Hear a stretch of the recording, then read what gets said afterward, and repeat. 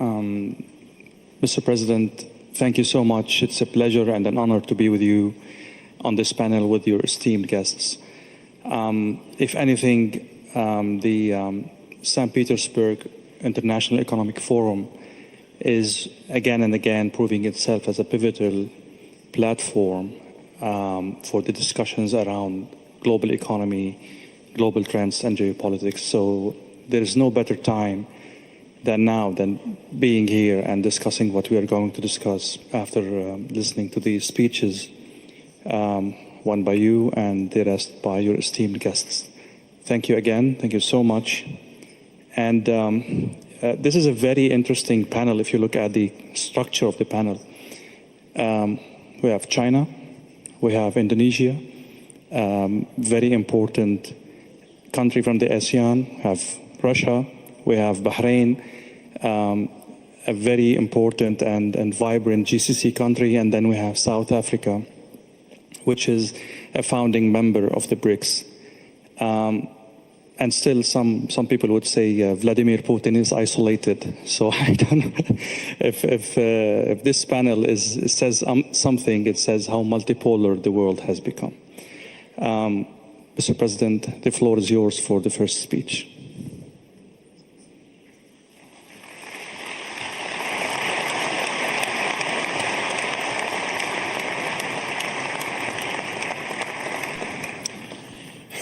Уважаемый господин Prabowo Субианто, Ваше Высочество шейх Насер, уважаемый господин Дин Сюасян, уважаемый господин Пол Машекили, дорогие друзья, дамы и господа, приветствую всех участников и гостей 8-го Петербургского международного экономического форума. Его формат традиционно предполагает предметные, содержательные дискуссии по самым актуальным темам. И мы рады, что к их обсуждению на площадках форума присоединились представители 140 стран и территорий. В нынешнем году в числе таких тем, они все важны, ну, как в таких случаях коллеги говорят, в числе дискуссионных треков, качество роста в условиях многополярного мира и больших вызовов.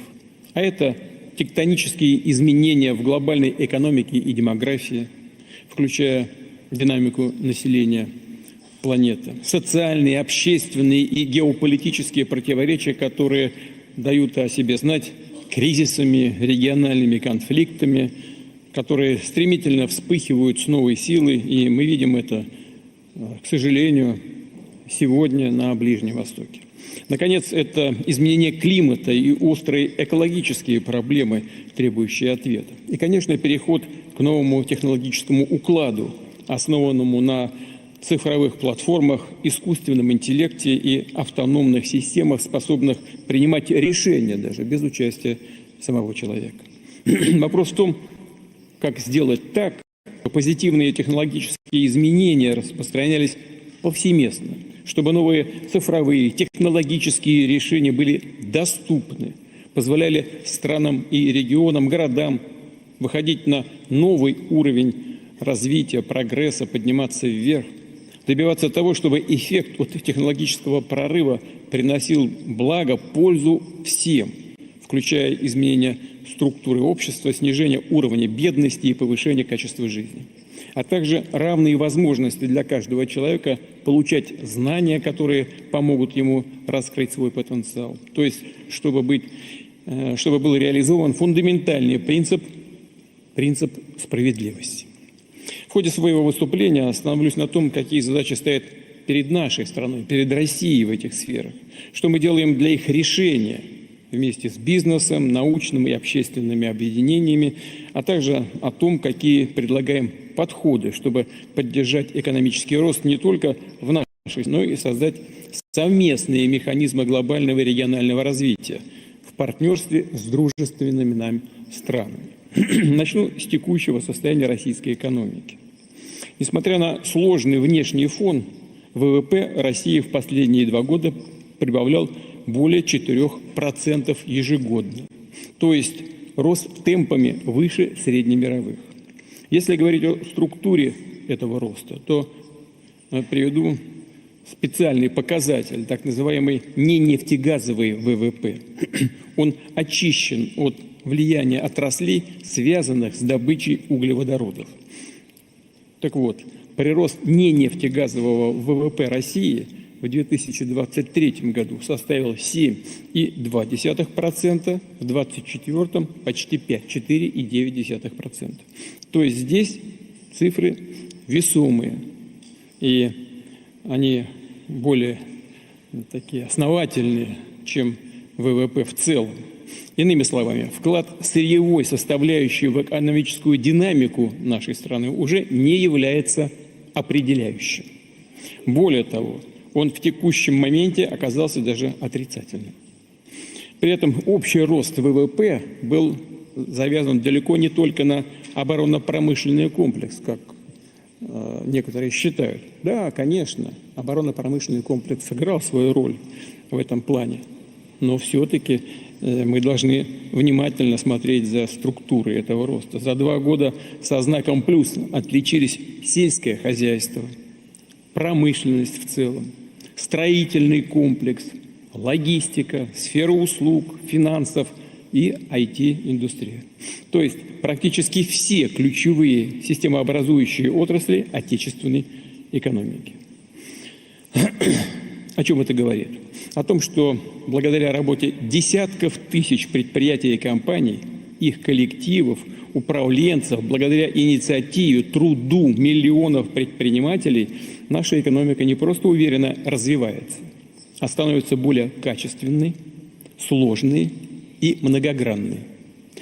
Представление о российской экономике как исключительно сырьевой, зависимой от экспорта углеводородов, явно устарели. Они уходят в прошлое, реальность говорит о другом. Россия уже занимает 4-е место в мире по объему валового внутреннего продукта. В Европе 1-е. Это не на душу населения, а валовый внутренний продукт, то есть объем экономики. Но все-таки это очень знаковый показатель. Но, конечно, мало достичь этой позиции. Важно постоянно подтверждать статус одной из крупнейших экономик. Создавать комфортные условия, чтобы бизнес и отечественный, и из дружественных стран вкладывал ресурсы, модернизировал и расширял производство именно в России. Наша важнейшая задача текущего года – обеспечить переход экономики на траекторию сбалансированного роста. Что это значит?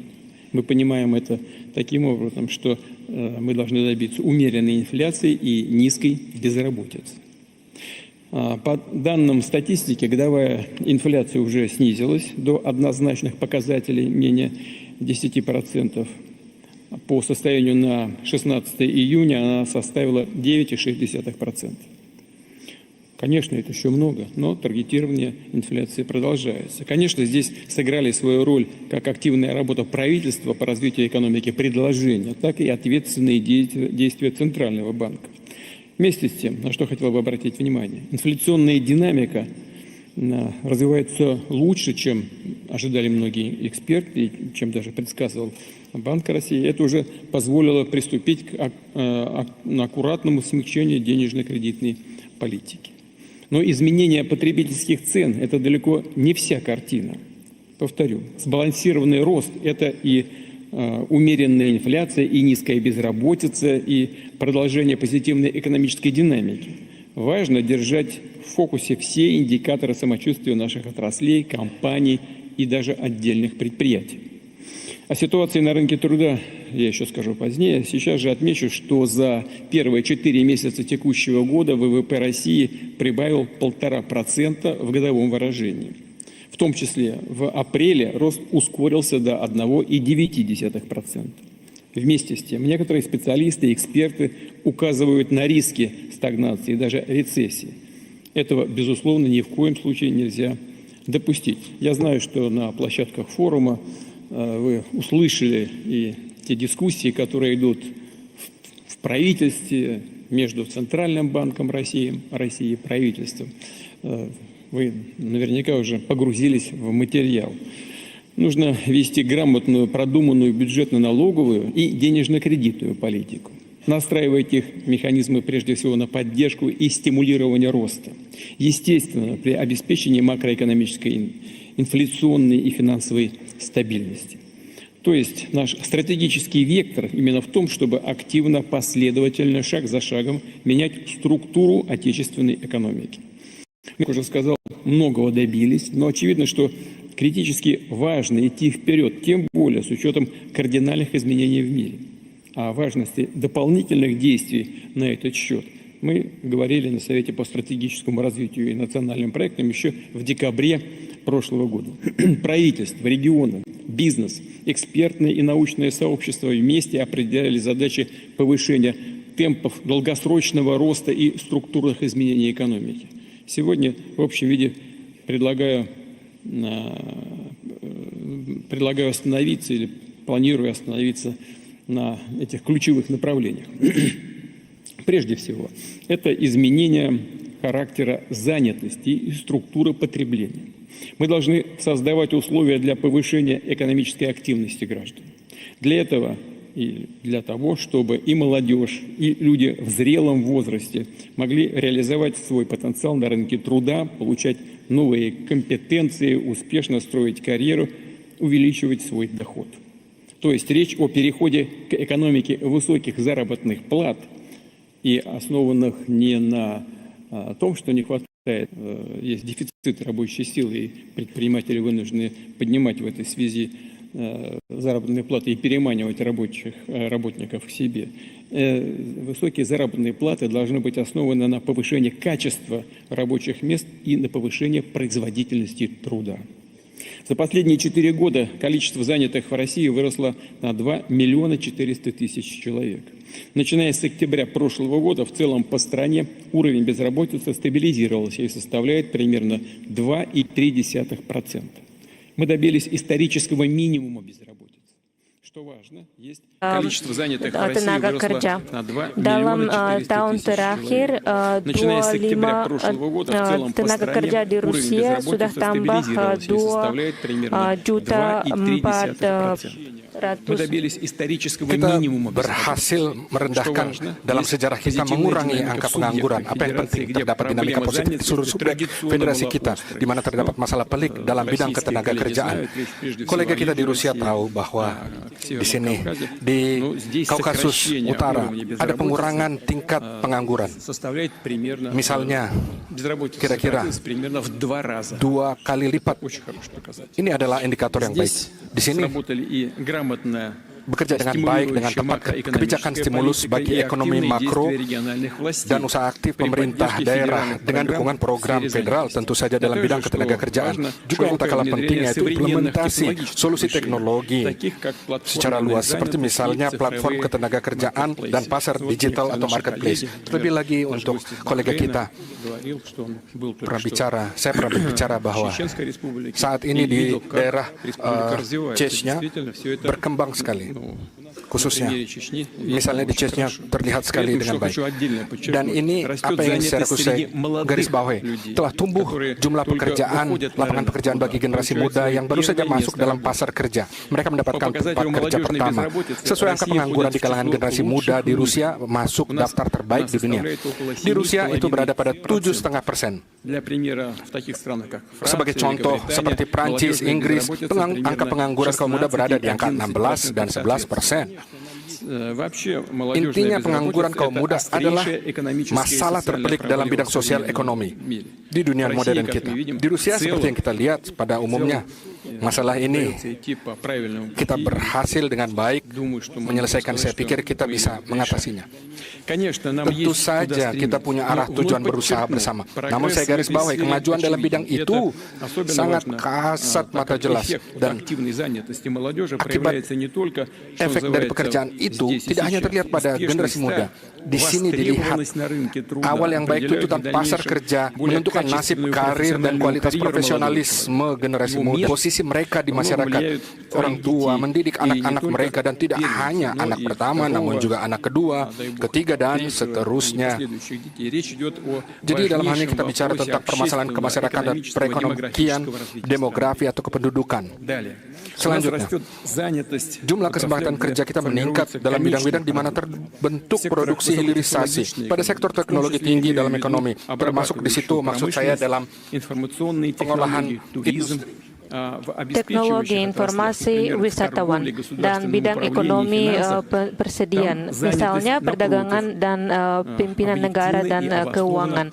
Jumlah tenaga kerja di bidang itu turun secara objektif dan berdasar. Saya pikir semua orang tahu ini tendensi yang sangat bagus. Misalnya kalau kita melihat dinamika bidang informasi, tenaga kerja di bidang itu naik lebih dari 350.000 orang, dan di industri pembuatan lebih dari 10%, dan di bidang wisatawan dan perdagangan tenaga kerja turun lebih dari 3%. Jadi tendensi ini memperlihatkan perubahan yang sangat penting, dan kita mau menggunakan alat platform digital selanjutnya juga. Dan tentu saja kita harus memberi orang yang bekerja di bidang ini alternatif yang baik. Untuk itu kita akan menstimulasikan penciptaan tempat kerja yang lebih modern dan menarik dan yang cocok untuk mode teknologi yang baru. Untuk memenuhi kebutuhan orang, kita harus memperbaiki undang-undang tenaga kerja untuk mencocokkan semua perubahan ini.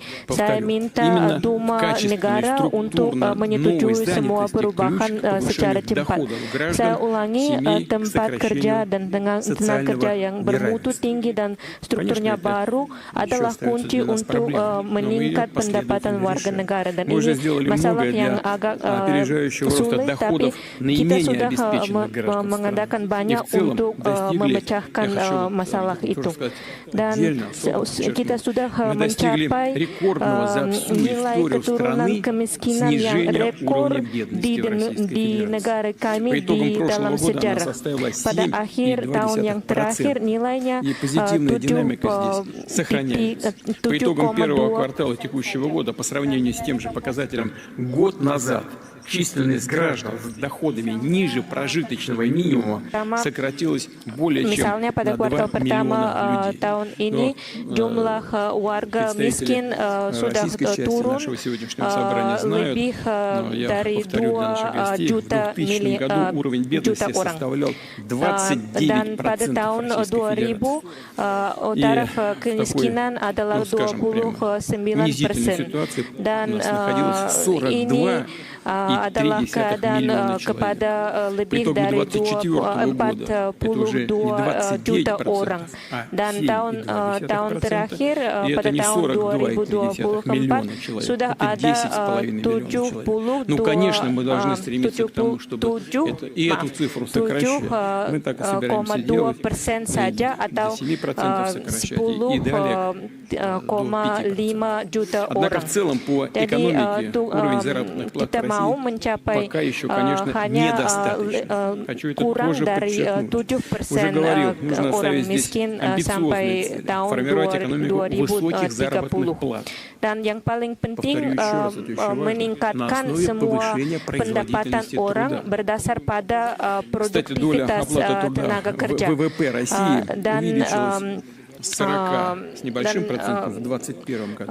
nilai pendapatan di Rusia sudah meningkat lebih dari 40% pada tahun 2021 sampai lebih dari 43% di tahun yang lalu. Saya menambahkan bahwa pada tahun ini di kesempatan forum kita saat ini telah resmi muncul rating pemeringkatan lembaga pendidikan di Rusia dalam hal level ketenaga kerjaan dan upah serta gaji para lulusannya.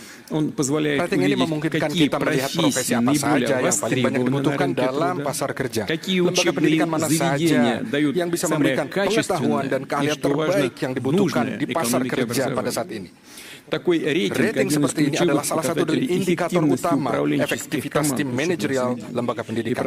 Saya mohon agar pimpinan kementerian terkait dan para kolega baik di tingkat pusat maupun di daerah untuk memberikan perhatian khusus terkait ini, menggunakan rating ini sebagai alat instrumen pengaturan dan kontrol dengan perubahan pada bidang pendidikan dan selanjutnya, untuk peningkatan pendapatan penduduk, kita perlu meningkatkan kualifikasi dan pendidikan ulang bagi para karyawan, supaya mereka pada akhirnya meningkatkan karir profesional, bisa pindah ke perusahaan lainnya, pindah ke daerah lain. Mobilitas itu penting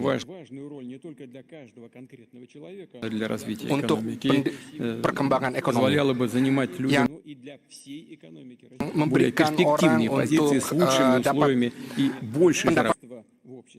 pendapatan yang lebih dan upah lebih baik. Dan tentu saja penting untuk berinvestasi pada alat terbaru modern, melakukan otomatisasi dan robotisasi industri. Yang pertama-tama untuk mengoperasikan dibutuhkan pekerjaan yang profesional, kompeten, dibutuhkan pekerja yang profesional, dan ini artinya pekerja dengan upah tinggi. Saya garis bawahi, kenaikan upah memainkan peran penting, bukan hanya manusia, tetapi kesejahteraan keluarganya demi kependidikan anak yang berkualitas, dan juga perekonomian Rusia. Karena pertumbuhan pendapatan dan penurunan ketimpangan sosial di masyarakat akan merubah struktur permintaan yang menjadikannya lebih seimbang. Ini juga merangsang konsumsi dan balans barang dan jasa dalam negeri. Termasuk misalnya kita bicara tentang industri pariwisata, bidang makanan dan minuman, bidang-bidang yang mengkapitalisasi warisan alam kita, meningkatkan potensi kota-kota dan desa-desa, dan menjadikan mereka lebih nyaman, kondusif untuk hidup, bekerja, dan berlibur. Saya mengingatkan bahwa dalam hal ini bahwa kita bersama dengan para kolega dari pemerintah telah sepakat untuk melaksanakan sistem penghapusan pajak yang terbaru, sistem fiskal tetap NDS untuk sektor pangan dengan angka tetap. Sebagian besar pendapatan yang masuk langsung ke pemerintah Kota Mada, yang mana memberikan mereka tambahan dan insentif bagi proyek-proyek dan proyek pembangunan untuk juga meningkatkan kualitas hidup. Kita wajib meningkatkan menyokong industri ekonomi kreatif yang terkait dengan ilmu pengetahuan, budaya, seni, dan kreativitas, termasuk juga bidang seperti arsitektur, desain, teknologi, musik, dan penerbitan, dan lain-lain. Semua yang pakar dinamakan ekonomi tayangan. Pada tahun ini sudah undang-undang federasi termasuk kekuasaannya yang memberi dasar untuk membantu pembangunan industri kreatif. Dan kita mau menciptakan infrastruktur yang diperlukan kepada bidang ini.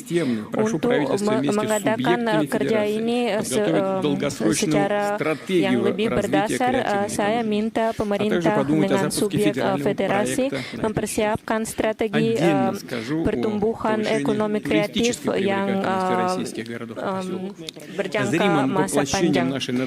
Dan identitas warga negara kita adalah adalah objek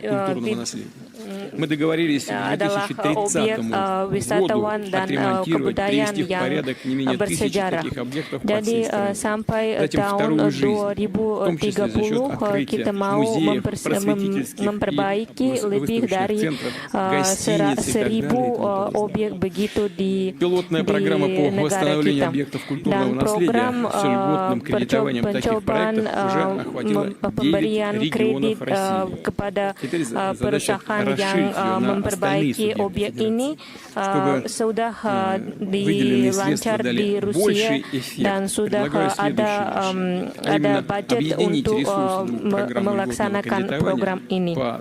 Dan saya mau menyatukan semua langkah kita untuk memperbaiki objek wisatawan dan membela semua objek kesenian kita. Dan saya mau menciptakan mekanisme perwakilan dan pembelaan proyek begitu melalui korporasi pembangunan perusahaan kecil, dan kita harus menghindari birokrasi yang terlalu besar di dalam masalah ini. Dan saya minta semua di atas telah saya sebutkan tentang program penciptaan infrastruktur pariwisata. Saya ulangi bahwa Rusia setelah hati-hati tepat melibatkan teman-teman nasional kita dalam bidang pariwisata. Kita akan bangun iklim kondusif bagi kunjungan wisata dengan perhatian untuk pada perlindungan alam, perlindungan ekosistem. Ini baru satu contoh bagaimana Rusia merealisasikan agenda ekologi dunia dengan tidak merusak kekayaan alam hanya untuk kepentingan sesaat, justru menjaga dan memperbanyak itu demi kepentingan manusia, demi kelangsungan masyarakat dunia. Dalam tema ini saya mau mengangkat tema seperti kita pada dekade terakhir telah terkumpul jutaan ton sampah industri dan sampah tambang. Tentu saja mereka itu merusak alam dan merusak juga untuk manusia dan memberikan masalah bagi manusia. Saya tawarkan untuk kita memikirkan bersama proyek khusus mengeluarkan komponen berharga dari sampah itu. Teknologi dalam hal ini tentu diperlukan, perlu untuk kita gunakan. Dengan demikian bisnis dapat secara bersamaan menerima keuntungan dan membantu menghapus tumpukan kerugian secara ekologis dan dalam hal ini merangsang perkembangan ilmu pengetahuan dalam negeri dan industrinya.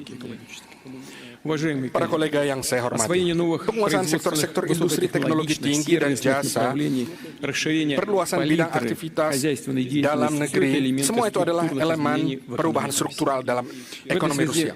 Sehubungan dengan itu, arah utama yang kedua dari perjuangan kita yang saya bahas saat ini, yaitu adalah iklim investasi baru yang berkualitas.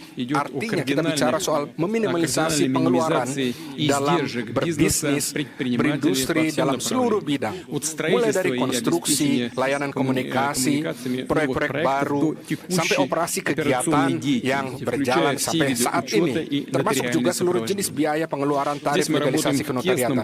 Di sini kita bicara dalam hubungan yang dekat dengan daerah, industri-industri, dan lingkup pakar ahli. Kita bersama bisa berusaha membuat cita-cita bisnis aktivitas investasi negara kita di tiap kota dan di desa menjadi bertumbuh besar di seluruh penjuru.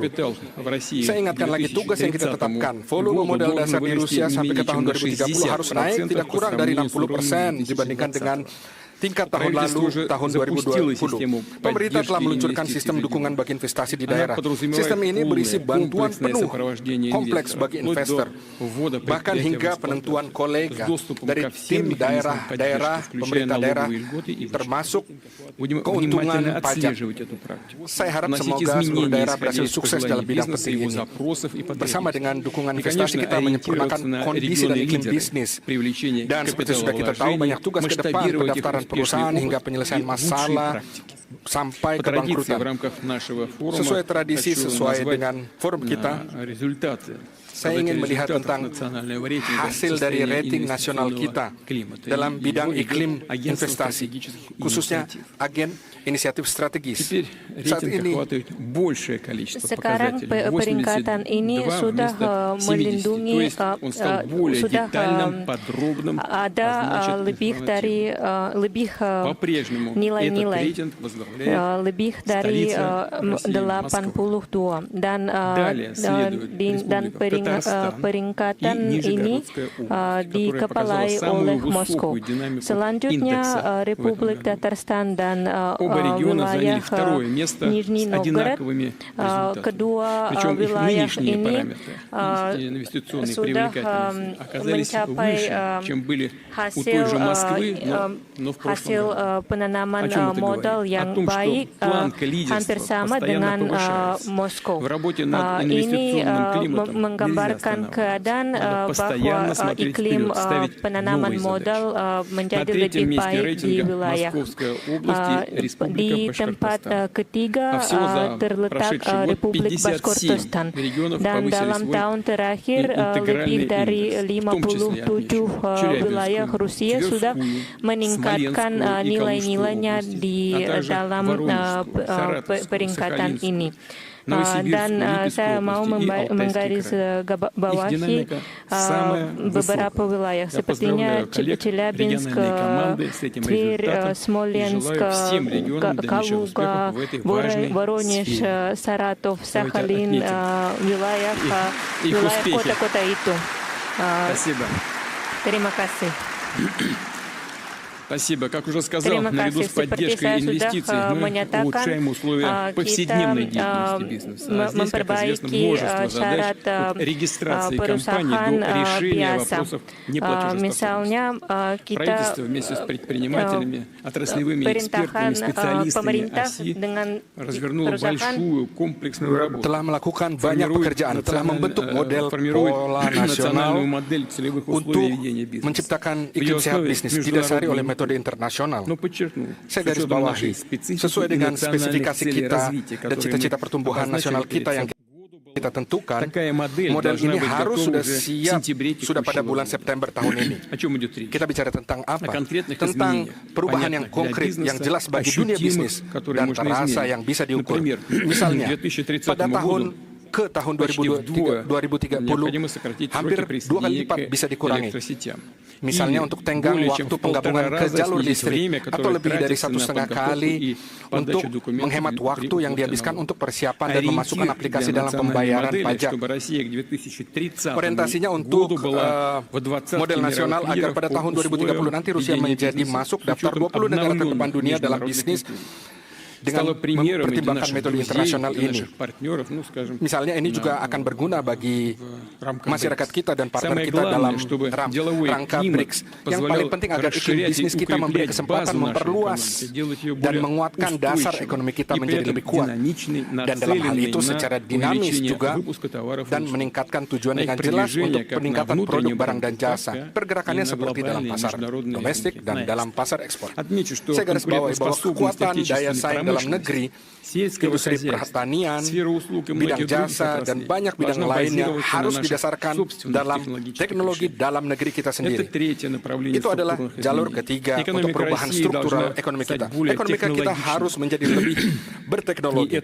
Dan itu bukan hanya harapan. Ini adalah tuntutan yang penting objektif pada saat ini.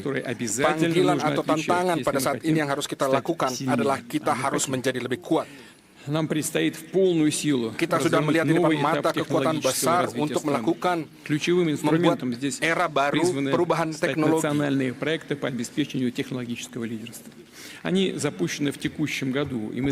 Semua program ini dilancar pada tahun terakhir dan semua proyek akan diperbaiki selanjutnya sampai ke tahun 2030. Semua pembelanjaan negara dan bisnis atas penelitian dan pembangunan dan pembuatan teknologi harus tumbuh tidak kurangnya dari 2% PDB. Dan pembaruan teknologi ekonomi Rusia adalah visi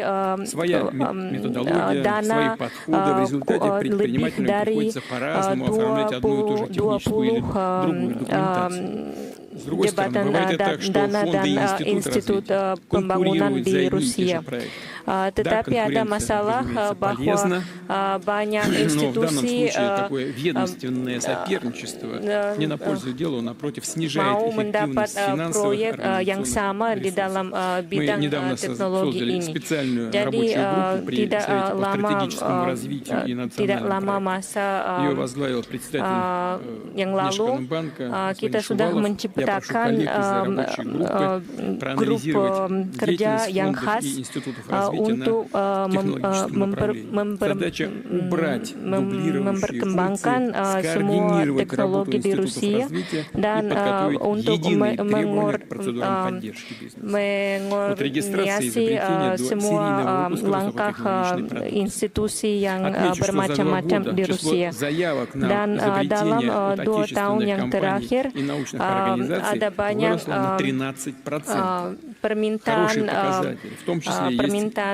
dari perusahaan untuk membuat teknologi baru sepertinya teknologi komputer, perobatan dan yang lain. Tetapi yang penting tidak membuat alat yang baru, tapi juga mengeluarkan dan memasukkannya ke masyarakat. Jadi pemerintah akan mengontrol proses ini sendiri.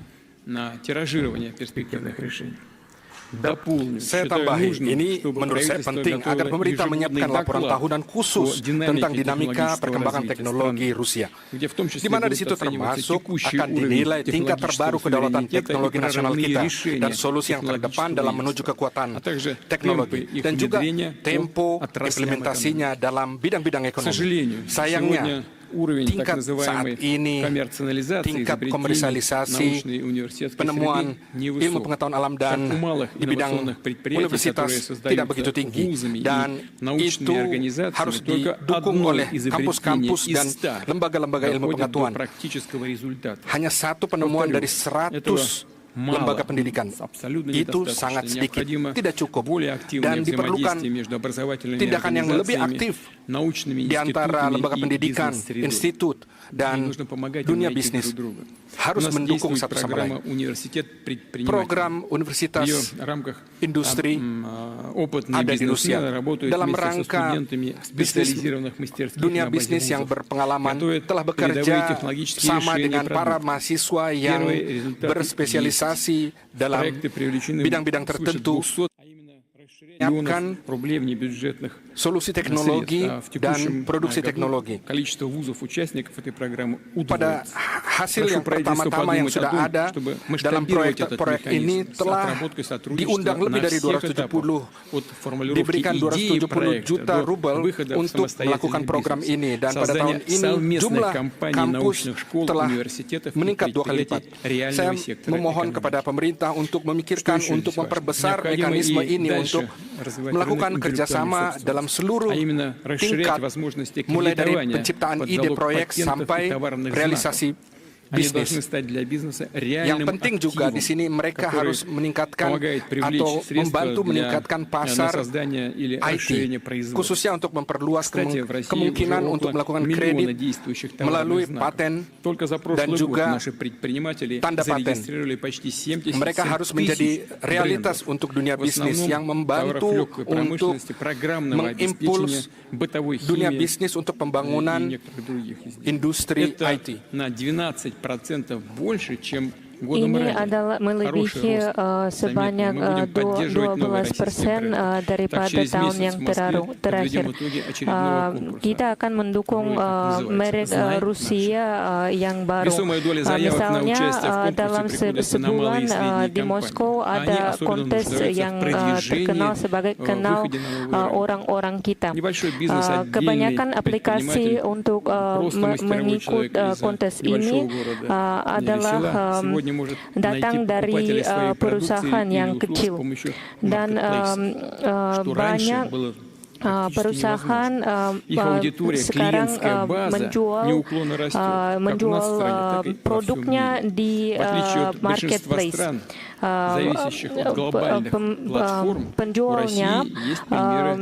Penjualnya datang dari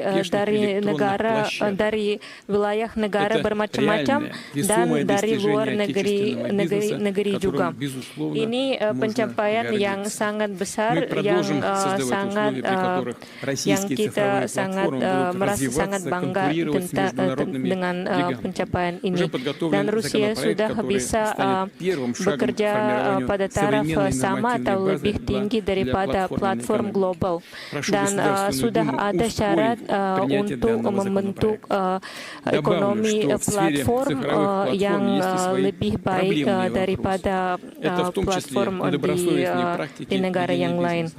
Dan kita mau bertentangan dengan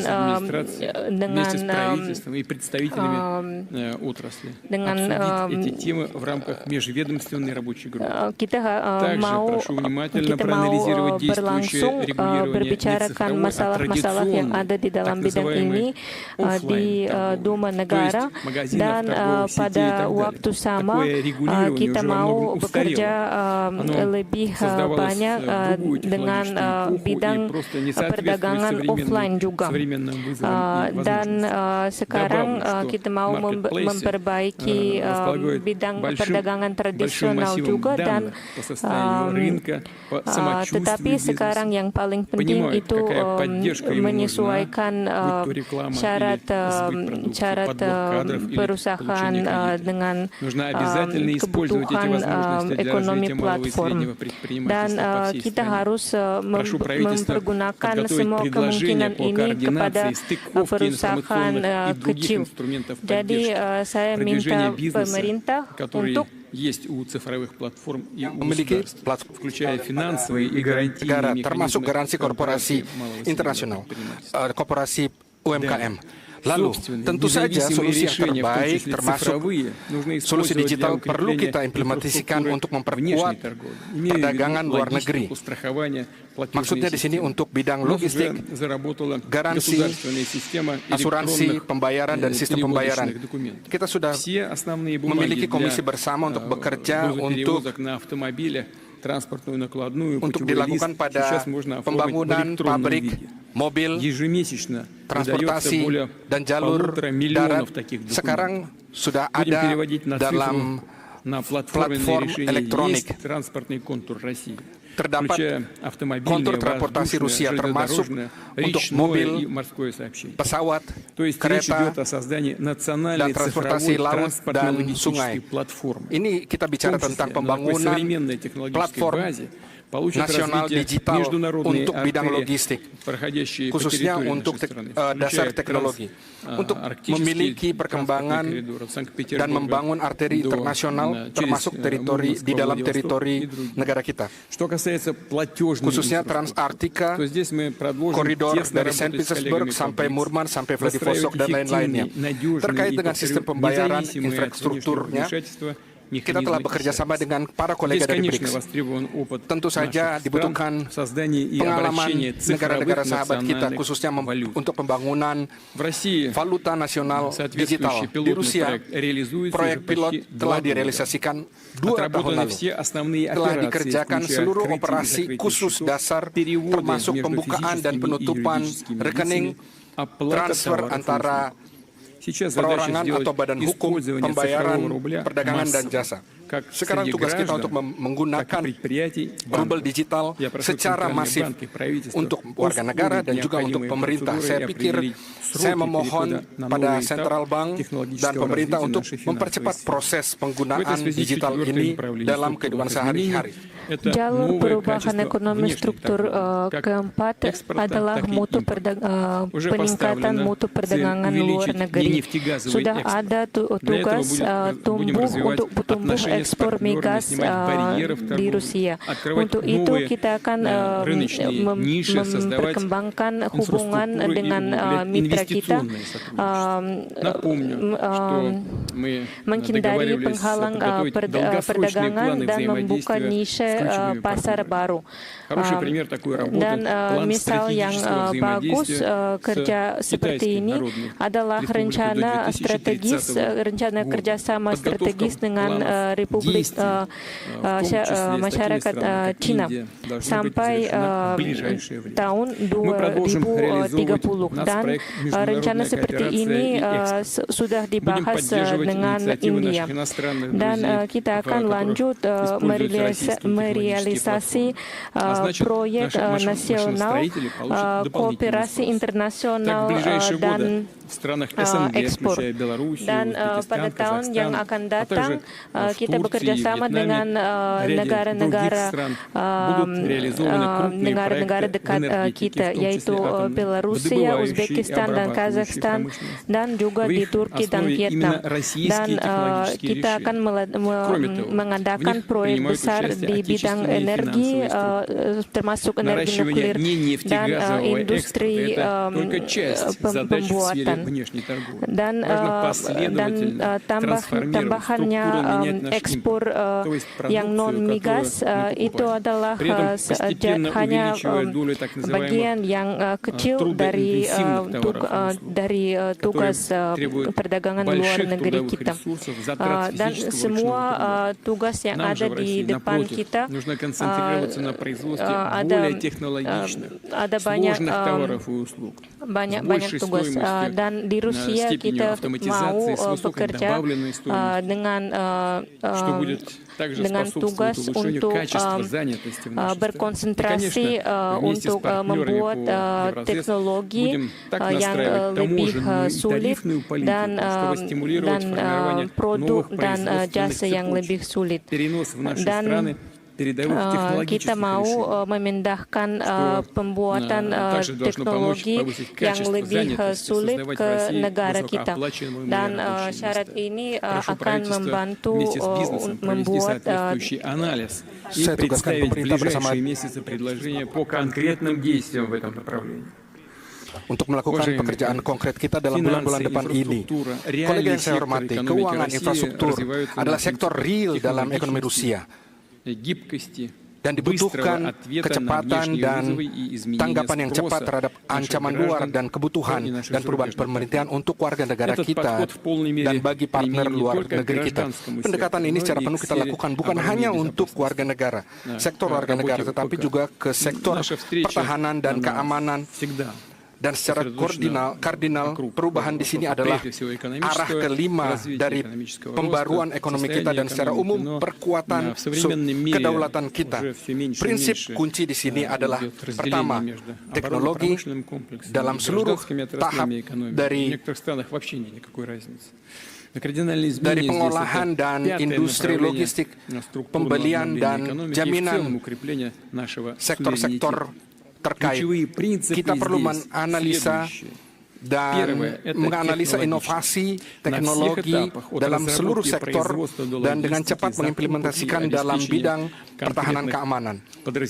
Di mana dimungkinkan kita harus juga menghubungkan dengan sektor warga negara. Saya katakan lebih dari itu. Kita harus pergi keluar dari kotak kita, khususnya untuk mengembangkan sektor industri, kompleks pertahanan keamanan dan segmen warga negara yang harus memiliki dua fungsi. Kita tidak perlu terlalu banyak memikirkan yang lain. Yang dibutuhkan dalam bidang logistik, laut, dan udara, untuk kedokteran, peralatan kedokteran. Kita perlu keluar dari pembagian perusahaan, pembagian konsep perusahaan pertahanan keamanan dan perusahaan biasa. Situasi ini berkembang bahwa ini lebih bersaing. Teknologi tinggi dan holding teknologi tinggi harus bisa memutuskan masalah khususnya dalam bidang pertahanan keamanan dan bidang kemasyarakatan. Yang kedua itu kecepatan perubahan itu sendiri. Leader bisnis dunia, khususnya perusahaan-perusahaan kita di Rusia, waktu demi waktu merealisasikan produk mereka untuk mengurangi waktu produksi dan bahkan dalam bulan, hitungan bulan. Bukan hanya bulan tetapi dalam hitungan minggu dan bahkan hitungan hari. Bidang pertahanan keamanan harus berorientasi khususnya untuk standar itu. Yang ketiga adalah kemudahan untuk berubah. Ini kita bicara tentang peningkatan peran para komandir atau kepala staf militer kita untuk industri militer kita, khususnya untuk pengambilan keputusan untuk implementasi teknologi. Justru saya pikir para kolegi kita, khususnya dalam seluruh sektor, saya pikir semua setuju dengan pendapat saya. Kita perlu agar semua ini bisa dilakukan dengan cepat. Yang keempat, efektivitas ekonomi, langkah untuk memastikan keamanan dan pencapaian tujuan penyelamatan negara. Misalnya, penggunaan sistem pengawasan dan kontrol dengan penggunaan kecerdasan buatan yang memperbolehkan menurunkan justru jumlah pelanggaran di Moskow dan alat yang tanpa pemudi yang agak murah dan penggunaannya untuk melawan alat militer yang sangat mahal dari lawan Rusia. Seumumnya industri militer kita berkembang dengan tempo yang sangat baik, dan saya akan mau menggarisbawahi bahwa pada dasar teknologi yang baru kita akan meningkat kemampuan tentara Rusia dan modernisasi objek infrastruktur militer. Dan pada waktu sama kita akan bekerja sama dengan negara-negara mitra dan sahabat kita untuk mempersiapkan tenaga kerja dan pabrik dan infrastruktur industri yang diperlukan bersama. Hari ini saya menggambarkan 5 jalur perubahan ekonomi Rusia struktur yang utama dan pelantikan dan semua perubahan struktur di ekonomi kita akan memperbolehkan mencapai dinamika yang baik di dalam ekonomi kita. Saya mau memperingati bahwa sekarang kita berpengalaman perubahan yang paling besar di dalam sejarah kita. Kalau pada awal abad 21 ini semua negara BRICS merupakan satu dari 5 bagian di dunia, di ekonomi dunia, tapi sekarang kita melihat bahwa bagiannya bertumbuh terus. Itu akan berlanjut terutama karena bagian negara-negara selatan akan tumbuh seterusnya. Karena undang-undang ketika masyarakat miliar emas menghisap sumber daya dari negara-negara kecil hanya demi kepentingan negara-negara elit. Itu bahkan disebut elit. Tapi justru hanya untuk kepentingan elit negara-negara yang menganggap diri mereka elit. Misalnya, Amerika Serikat dalam 10 tahun terakhir, mereka menganggap elit. Ini kan adalah data yang terbuka, bisa kita lihat. Untuk warga negara biasa, kelas menengah ke bawah, itu bisa saja menjadi dasar perubahan kita yang kita inginkan, khususnya dalam bidang politis juga. Dan kita harus mencapai supaya seluruh perubahan ini berpengaruh terhadap peningkatan kualitas hidup khususnya negara kita. Terkait dengan pendidikan, iptek, teknologi, infrastruktur, justru prioritas ini memberi arti Rusia merealisasikan agenda terbaik dan terbarunya. Sektor-sektor strategis yang saya sebutkan hal ini perlu menjadi stabil, berjangka panjang, dan menumbuhkan modal, khususnya dalam kaitan dengan perusahaan PMA, investor, untuk menjamin mereka, untuk membangun platforma yang lebih adil, pembangunan dunia. Itu harus menggabungkan mekanisme investasi dan standar teknologi, keuangan, logistik, instrumen perdagangan, dan solusi lain. Saya ulangi, tugas kita bukan hanya untuk modernisasi mekanisme yang lama, globalisasi, tapi juga itu menurunkan artinya. Kita harus menawarkan model yang baru, model pertumbuhan dunia yang bebas dari manipulasi politik, yang mempertimbangkan kepentingan nasional negara-negara di dunia. Dan tentu saja model ini harus difokuskan pada kebutuhan warga negara dan pada keluarga mereka. Dalam summit BRICS yang terjadi pada musim gugur tahun lalu di Kazan, 35 negara hadir, khususnya itu mewakili 2/3 penduduk planet ini, dan itu setengah ekonomi dunia.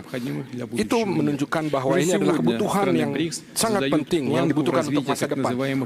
Sudah hari ini negara-negara BRICS telah memberikan tugas bagi diri sendiri untuk mengkonsentrasikan diri pada manusia. Negara BRICS merealisasikan inisiatif besar untuk bidang energi atom, aviasi, robot teknik, IT industri, dan juga inteligensi buatan. Dan tentu saja perhatian khusus kita berikan kepada hubungan di antara negara-negara BRICS untuk saling berdagang atau pertukaran perdagangan antara negara-negara kita sudah meningkat hingga $1 triliun dan terus bertumbuh. Semua ini adalah elemen pembangunan platforma dunia, dan itu dibangun dalam prinsip kunci BRICS. Itu adalah konsensus, paritas, dan kepentingan bersama. Dan yang penting juga keterbukaan untuk semua. Siapapun yang mengharapkan bergabung untuk pekerjaan ini akan menjadi lebih baik ketika kita bekerja bersama untuk membangun masa depan. Dan Rusia mengundang mitra kita untuk memberikan kontribusi dalam pembentukan model perkembangan global yang baru. Kita bersama kan meyakinkan kemakmuran negara-negara kita dan perkembangan seluruh dunia yang stabil. Untuk itu kita mengadakan dialog terbuka di Moskow pada tahun ini, dan yang dihadiri oleh lebih dari 100 negara. Dan kita harap membuat format itu reguler. Tantangan global yang ada di depan dunia modern ini membutuhkan jawaban secara global.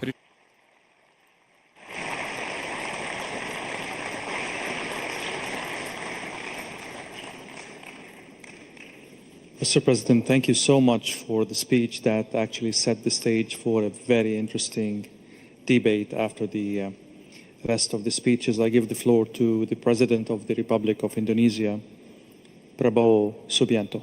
The floor is yours.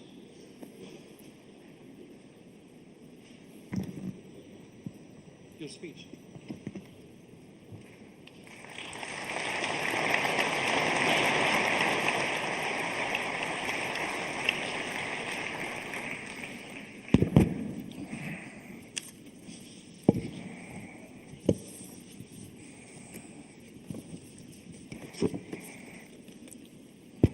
Your Excellency, President Vladimir Putin, President of the Russian Federation, Your Excellency Prince Nasser bin Hamad Al Khalifa, National Security Advisor to the King of Bahrain, Your Excellency Paul Mashatile, Vice President of South Africa, Your Excellency Mr. Ding Zhuoxiang, Vice Premier of the People's Republic of China, distinguished ministers, business leaders, ladies and gentlemen, participants of this forum.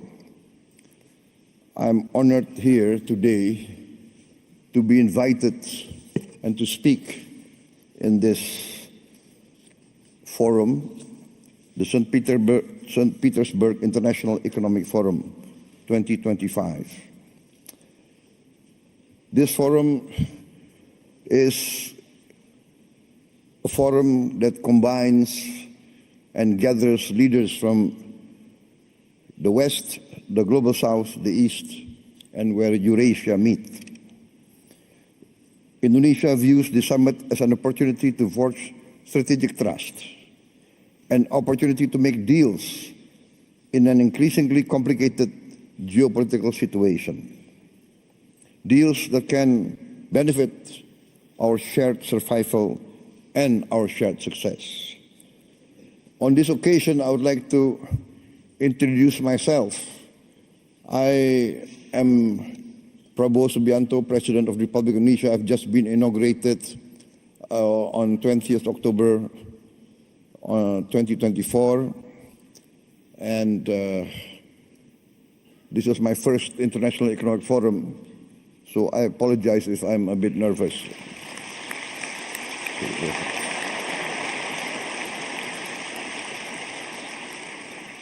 Indonesia is the fourth largest country by population.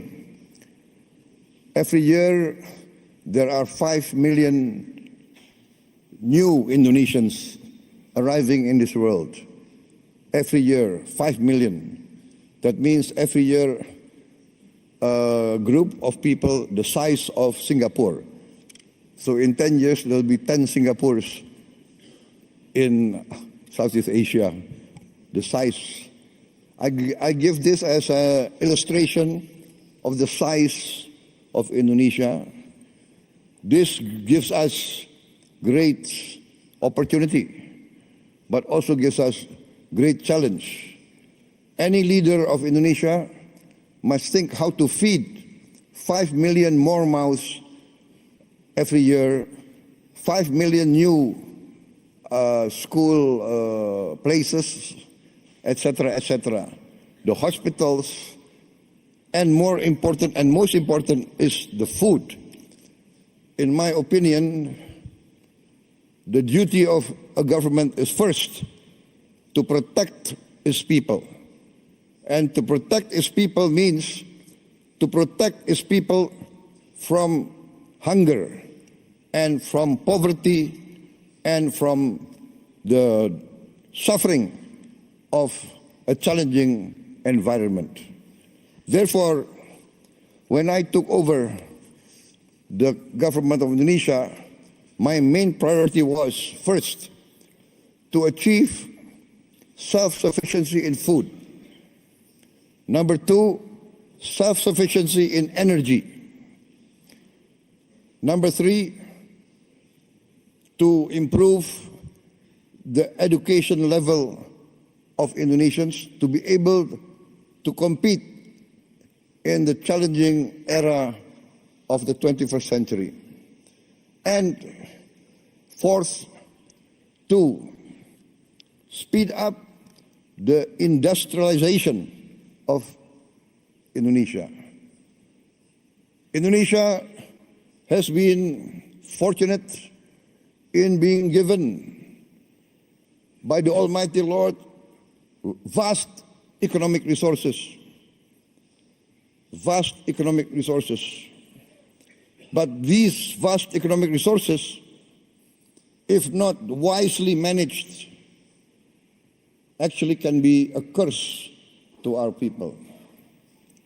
We have vast forests, we have vast minerals, We have a lot of commodities that are useful for the world, but this has to be managed well.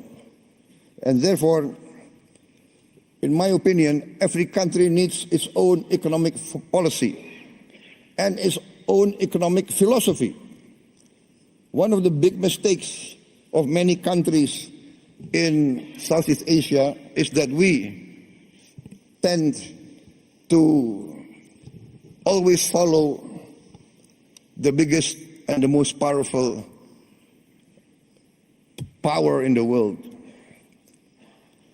In the last 30 years, we see the dominance of the neoliberal capitalist classical free market philosophy, which basically tends to be laissez-faire. And the Indonesian elite followed this philosophy. And therefore, in my opinion, we have not managed to create a level playing field for all our people. There is vast growth. We have grown 5% continuously, especially the last 7 years. Yes, 35% in 7 years. But we have not managed to have this so-called trickle-down effect. The wealth remains at the top less than 1%. And this is not a formula for success, in my opinion. Therefore, my position is this, that each country must follow its own economic philosophy. The economic philosophy that is in tune and that can be accepted by each country's culture and each country's background. Therefore, I have chosen the path of compromise, the path of the best of socialism and the best of capitalism. Pure socialism, we have seen, does not work. It's utopia. Pure socialism, we see many chances and many cases people do not want to work. Pure capitalism results in inequality, results in only a small percentage enjoying the fruits of the wealth. But our path is the path of the middle way. We want to use the creativity of capitalism, innovation, initiative. Yes, we need that. But we need government intervention to overcome poverty, overcome hunger, to intervene and to protect the weak. Because there's a danger in developing countries like Indonesia of what we consider the danger of state capture. The collusion between big capital business and government officials and political elite. In the end, the collusion between these two groups does not result in the alleviation of poverty and the widening of the middle class. Therefore, we have chosen the philosophy which, in essence and in simplicity, can be reduced to one sentence. The greatest good for the greatest many. That is our philosophy. Our government must work to bring the greatest good to the greatest many. And in this case, we have to have a clean government, free of corruption. And this, I think, is the key of rapid development. I am proud to stand here before you. In my 7 months of administration, we have achieved an increase in rice and corn production of around 50%. And this is the greatest increase production in the aggregate in the history of the Republic of Indonesia. And we have now in our government warehouses 4.4 million tons of rice, which is the largest reserve in the history of the Republic of Indonesia. In just a few months of my administration, we increased efficiency, we fight very strongly against corruption, we deregulate, we cut all the regulations which increase inefficiency, and we have seen the rapid results. I believe that if Indonesia can play a good role, a positive role in international relations, for instance, our participation in BRICS, we thank the government of Russia for supporting us to be a member of BRICS very fast. I think we are one of the fastest members to be accepted in BRICS. Also, Madam President, former President of Brazil and President of the New Development Bank, we are also accepted into the member of New Development Bank, also very fast. We thank also the government of China for supporting us and the government of South Africa. And we believe that together BRICS can contribute significantly to stability, prosperity of the world.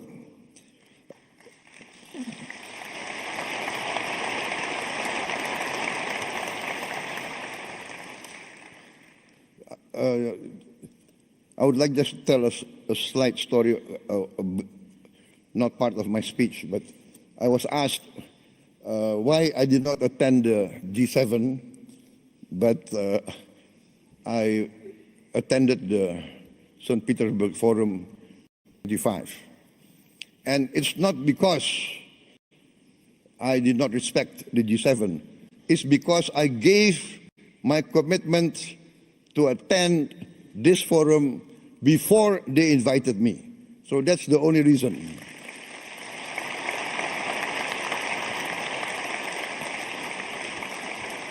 So please don't read too much into the event. Sometimes political observers, they want to read, is this a political statement? Right? No. Indonesia, by tradition, always non-aligned. We respect all countries. Our foreign policy is very simple. One phrase: 1,000 friends, too few. One enemy, too many. We want to be friends with everybody.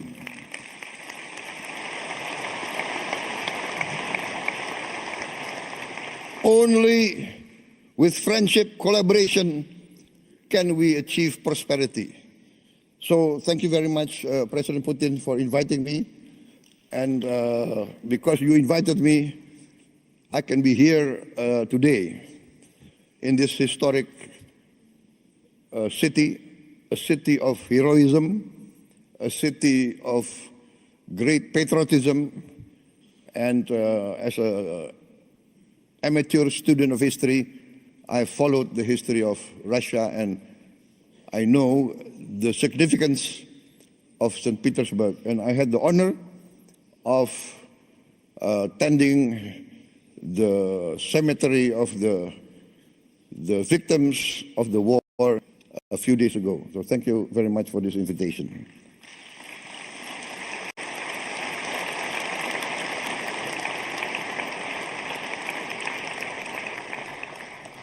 For many times I have said in many forums that Indonesia has chosen the path of non-alignment. We consider that this world must develop into a multipolar world and is developing towards a multipolar world. The world of unipolar centrality is past. This is the trend of history. This is what's happening in front of us. And so I value very much the leadership of Russia and the leadership of also China. And I want to be very frank, in the present world, in the global south, I think many from the global south will agree with me. Russia and China has never had double standards. Russia and China has always defended the downtrodden, has always defended the oppressed, has always fought for the justice of all peoples of the world. So I say this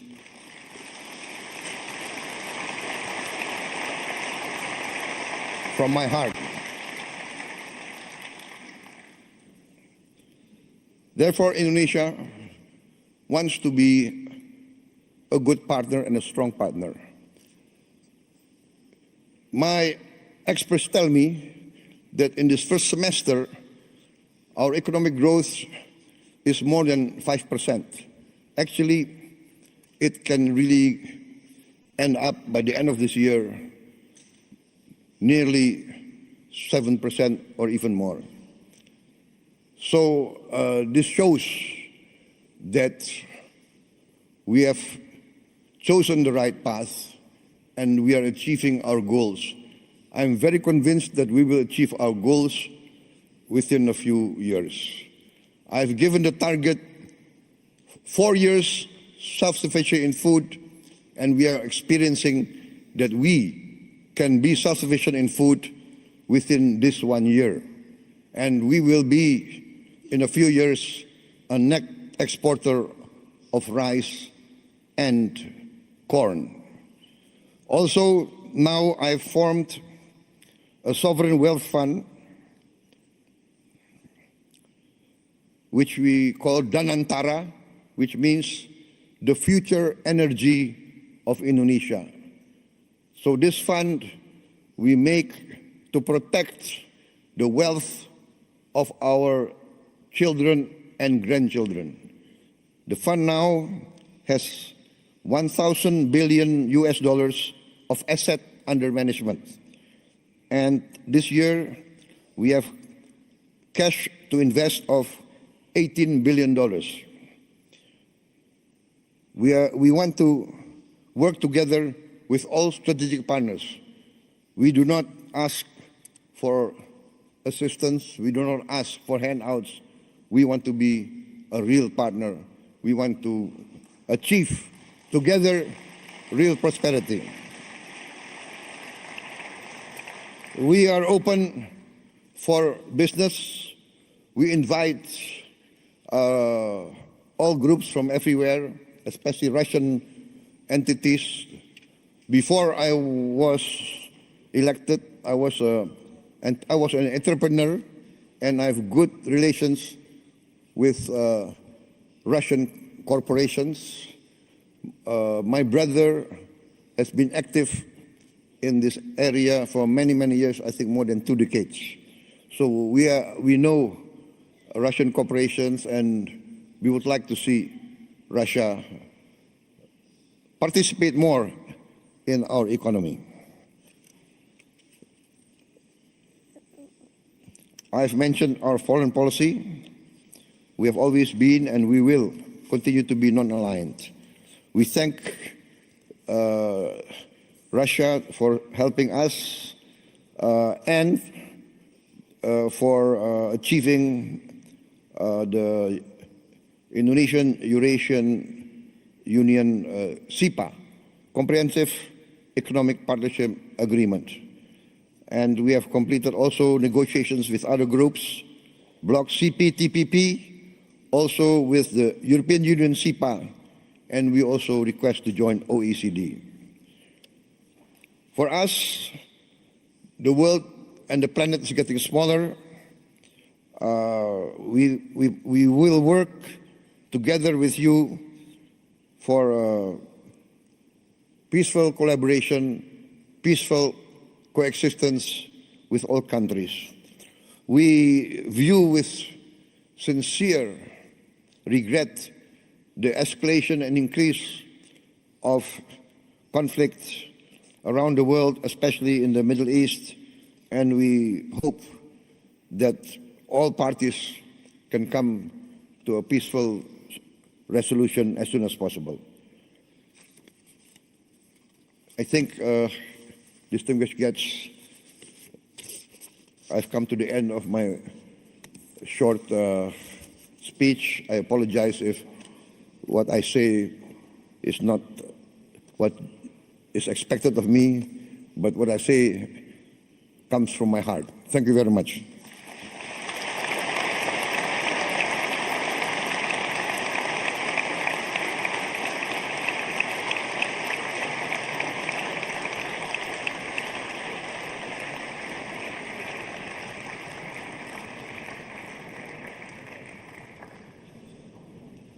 Thank you, President Subianto, and I'm not sure this is your first speech. It doesn't look like, actually. You did a great job. Thank you so much. I'll give the floor to the representative of His Majesty, the King of Bahrain for Philanthropy and Youth Affairs, National Security Advisor, Commander of the Royal Guard of the Kingdom of Bahrain, and the honored guest of this year's forum, Sheikh Nasser bin Hamad Al Khalifa. The floor is yours.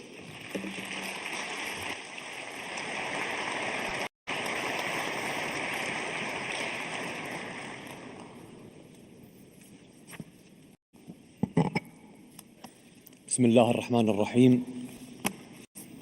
فخامة الرئيس فلاديمير بوتين، رئيس روسيا الاتحادية الصديقة، أصحاب المعالي والسعادة، السيدات والسادة، السلام عليكم ورحمة الله وبركاته.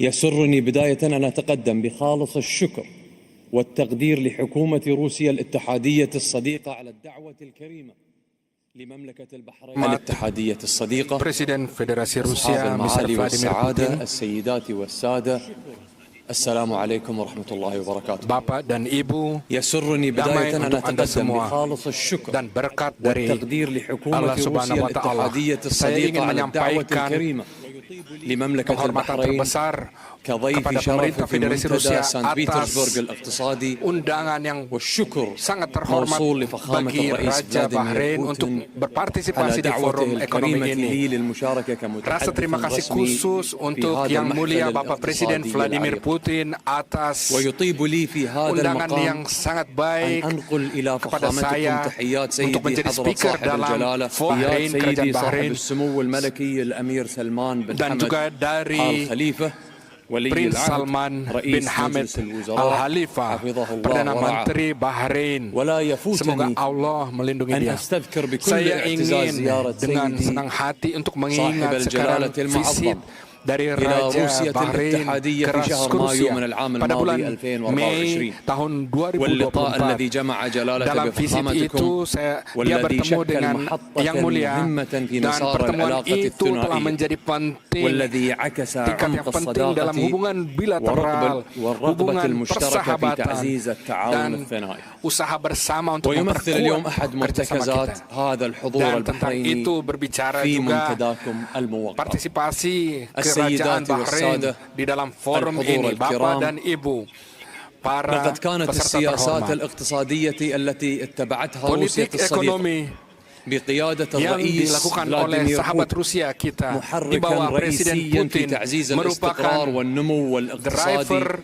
في dasar روسيا untuk والمنطقة، pertumbuhan ekonomi حيث لعبت هذه stabil السياسات dari دورا Rusia. حيويا Kebijakan في ini تحفيز memainkan peran قطاعات penting untuk استراتيجية pertumbuhan لا سيما sektor-sektor strategis penting khususnya dalam bidang energi dan industri. Tentu saja itu memberikan peran penting dalam arena iklim investasi dunia. Rusia memperkuat hubungan ekonominya dengan negara-negara di region kami dan di negara-negara lain.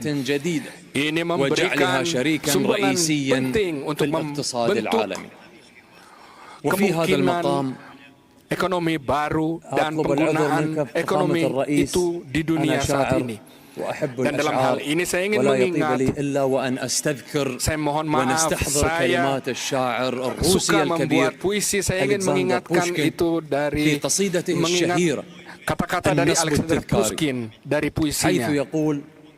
Dia berbicara dalam puisinya, dan saya akan menjadi dicintai oleh bangsa, bahwa saya merasakan cinta itu, bahwa kebijakan ini yang dikatakan oleh Pushkin itu adalah kebijakan yang terkait dengan, yang terhubung dengan rakyat. Itu tidak diukur dengan angka. Tentu saja kita berada dalam forum ekonomi ini, tetapi tidak hanya berhubungan dengan angka, itu tidak penting. Tetapi juga yang paling penting adalah harapan yang membangunkan forum ini di dalam hati seluruh rakyat, yang memberikan peran yang penting untuk semua negara, Bapak dan Ibu.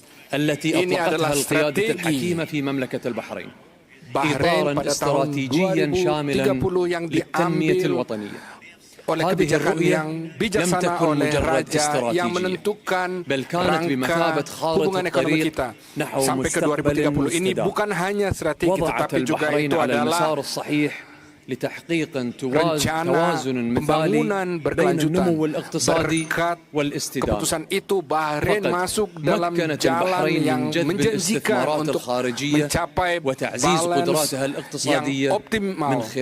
Itu yang memberikan kesempatan bagi Bahrain untuk mengundang investasi asing dan memperkuat ekonomi dalam negeri dan potensialnya. Telah dilakukan inisiatif strategi untuk pembangunan seluruh sektor ekonomi, khususnya dalam bidang digital dan infrastruktur digital. Berangkat dari hasil yang terjadi, kerajaan Bahrain masuk ke pekerjaan strategi baru yang dihitung hingga 2050. Konsep ini berdasarkan pada pendekatan inovasi digital dan diversifikasi sumber pendapatan. Dan orientasi strategi ini menggambarkan usaha Bahrain terkait situasi sekarang. Tentu saja diperlukan pertumbuhan yang konstruktif, kerjasama internasional, dan dalam balance dalam seluruh bidang, dan secara prioritas peran sumber daya manusia merupakan peran penting atau kunci penting pada pertemuan kita. Kami yakin bahwa Bahrain menganggap investasi manusia adalah kemajuan yang paling penting. Oleh sebab itu negara kami mendukung perkuatan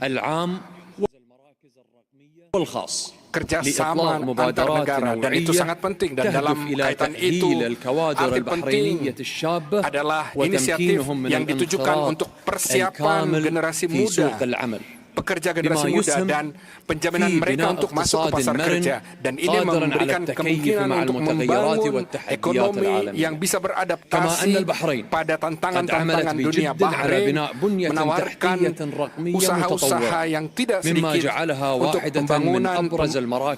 pembentukan pembangunan untuk infrastruktur. Negara kami salah satu yang terdepan untuk digital di region kami. Ini memberikan kita saat ini untuk mempermudah bisnis kita, tetapi juga membangun iklim untuk inovasi dalam banyak bidang. Ekonomi digital pada saat ini merupakan dasar strategi Bahrain di jalan untuk membangun pengetahuan ekonomi. Di bidang lain, والدول الصديقة ومنها روسيا إحدى الدعائم التي ساهمت في تعزيز بيئة الأعمال في المملكة. فقد حافظت البحرين على علاقة قوية ومثمرة مع جميع القوى العالمية، ما أتاح لها أن تكون مركزا اقتصاديا مستقرا جاذبا للاستثمارات. وتواصل البحرين سعيها إلى تسهيل حركة الاستثمارات الأجنبية من خلال توفير التشريعات والتسهيلات التي تعزز من بيئة الأعمال.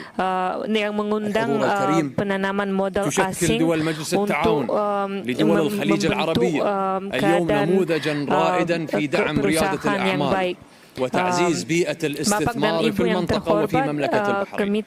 نولي أهمية بالغة لهذا الدور المحوري انطلاقا من إيماننا بأن الابتكار والإبداع ركيزتين أساسيتين لتحقيق التنمية الاقتصادية المستدامة. ومن هذا المنطلق نرى في منتدى سان بيترسبرغ الاقتصادي منصة فاعلة لعرض المبادرات الاقتصادية الطموحة وتوسيع آفاق التعاون بين المستثمرين ورواد الأعمال من مختلف أنحاء العالم. إن الاستثمار ليس عن توفير رأس المال، بل هو أيضا عن تمكين الأفكار المبدعة وتحويلها إلى مشاريع تساهم في تقدم المجتمع ونمو الاقتصادي المستدام. ومن هنا تأتي أهمية دعم الابتكار ورعاية رواد الأعمال لضمان تحفيز التقدم التكنولوجي والاقتصادي. ومن الجدير بالذكر أن تعزيز الشراكات الاقتصادية العالمية يساهم في وضع أطر تمويل مناسبة لدعم المؤسسات الصغيرة والمتوسطة والتي تشكل العمود الفقري للاقتصادات العالمية. وهذا يتطلب تضافر الجهود الدولية والمحلية لتعزيز هذه الشراكات بما يفتح آفاقا جديدة للفرص الاستثمارية ويوسع مجالات التعاون بين الدول. وفي هذا الإطار نعمل جاهدين في البحرين على تبني سياسات اقتصادية مدروسة تستهدف تطوير القطاعات الاقتصادية المختلفة بما في ذلك القطاعات التي تعتمد على الابتكار التكنولوجي وريادة الأعمال. ونحن نسعى دوما إلى توفير بيئة حاضنة للإبداع تعزز التنافسية وتفتح مجالات جديدة للتعاون الاقتصادي والتجاري مع الدول الصديقة. وفي الختام أؤكد تقدير مملكة البحرين العميق لفخامة الرئيس فلاديمير بوتين على دعوته الكريمة وحسن تنظيم هذا المنتدى الذي يعكس التزام روسيا بتعزيز الحوار الاقتصادي العالمي. كما نؤكد إيماننا بأهمية منتدى سان بيترسبرغ كمنصة فعالة لتوسيع الشراكات مع الدول الصديقة وفي طليعتها روسيا. Thank you, Sheikh Nasser.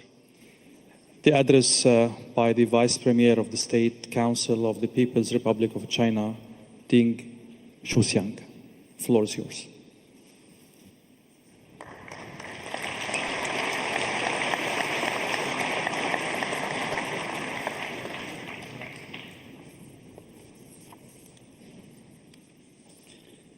尊敬的普京总统，尊敬的各位嘉宾、女士们、先生们、朋友们，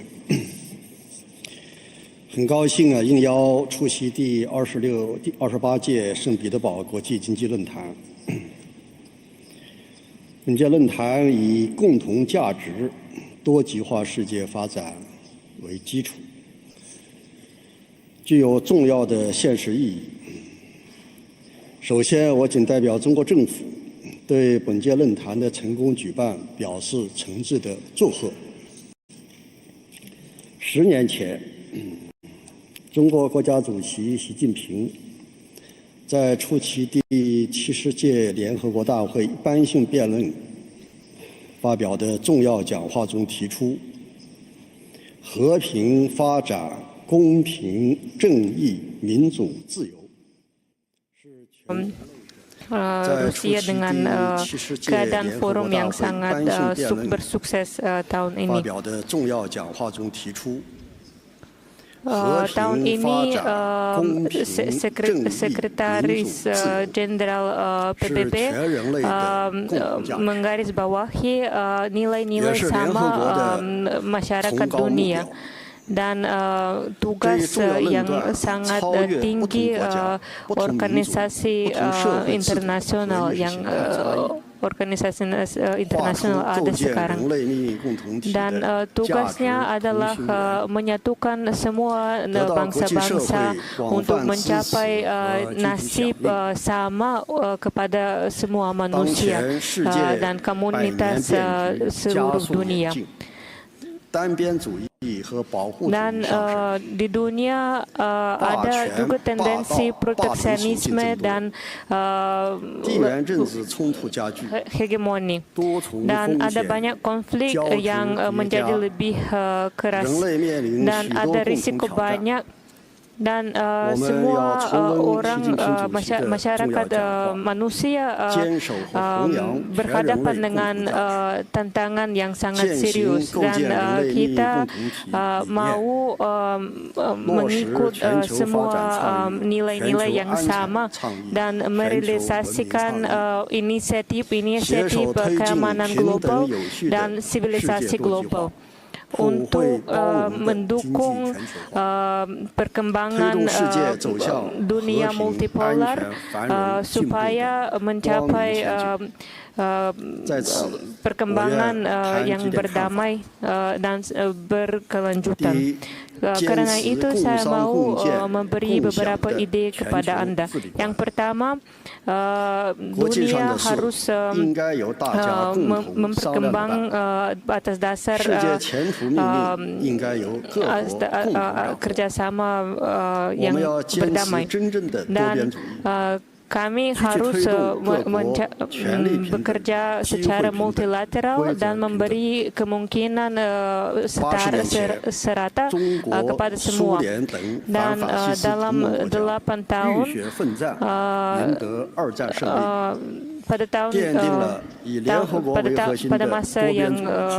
pada masa Perang Dunia Kedua, ada banyak negara dan masyarakat yang bekerja sama untuk mencapai damai. Jadi setelah 80 tahun kita harus bersatu untuk membela tata dunia yang berdasar pada undang-undang internasional dan membela keadilan dan pemimpinan dunia yang lebih adil dan berakal. Yang kedua, ekonomi dunia harus berkembang pada dasar prinsip yang bukan prinsip globalisme. Jadi kami mengundang semua negara untuk membangun sistem multipolar untuk menambah investasi ke negara-negara kami. Jadi integrasi ekonomi memberi manfaat kepada semua negara. Dan China sudah memberi bantuan kepada lebih dari 160 negara dalam inisiatif Satu Jalan Satu Dunia. Dan China sudah menciptakan dana untuk semua negara perkembangan. Dan kami akan bekerja sama selanjutnya dengan semua negara yang berkembang. Dan kami akan bekerja sama dengan negara-negara selatan global. Yang ketiga, sivilisasi dunia harus membantu melengkapi sama satu lagi. Dan kami harus mengembangkan dialogi antara sivilisasi kami dan membela hak semua negara negara untuk berdaulat dan memilih jalan perkembangannya sendiri. Dan China mau mendukung perkembangan yang harmonius kepada semua negara dan memperkuat dialogi antara sivilisasi Asia, terutama di dalam rangka PBB. China sudah siap untuk membantu semua sivilisasi mencapai tugasnya sendiri dan memperkembang nilai-nilai seluruh manusia bersama.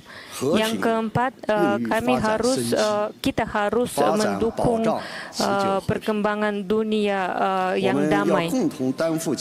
Kita harus bertanggung jawab atas perdamaian damai di dunia kita, dan kita harus menyelesaikan semua konflik dan membela keselamatan dunia kita.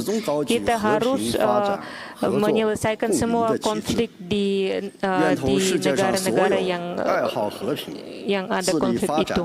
Jadi China selalu mendukung perdamaian dan mau memberi estafet perdamaian dari generasi ke generasi dalam keinginan keamanan umum pada masa depan.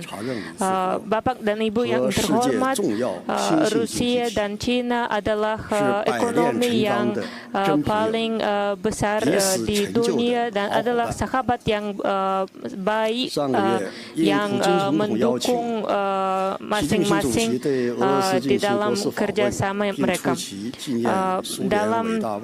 Pada bulan yang lalu, Xi Jinping mengunjungi Rusia dan bertemu dengan Presiden Putin untuk mendukung kerjasama strategis antara Rusia dan China, dan berdasar pada semua yang dicapai dari akhir Perang Dunia Kedua. Dan pemimpin negara kita, kami akan bekerja sama untuk membentuk dunia multipolar dan memperbaiki kepemimpinan dunia internasional. Kita harus menaikkan, memperbaiki hubungan Rusia dan China selanjutnya, dan kita harus secara selanjutnya bekerja sama dalam inisiatif satu jalur satu dunia untuk memperkembangkan pembuatan produksi Rusia dan China di dalam bidang luar angkasa, pertanian, teknologi informasi dan lain-lain, dan mengukuhkan kerjasama kita di dalam bidang ekonomi yang bermacam-macam, dan bekerja sama di platform organisasi internasional bermacam-macam termasuk PBB dan organisasi yang membentuk dunia multipolar yang lebih adil dan bermakmur kepada semua negara. Bapak dan Ibu yang terhormat, sekarang China memajukan ide ekonomi yang bermakmur kepada semua, dan tahun ini ekonomi kita berkembang terus, dan China adalah ekonomi yang salah satu ekonomi yang paling besar di dunia. Dan tetapi syarat perkembangan ini tidak terlalu mudah juga.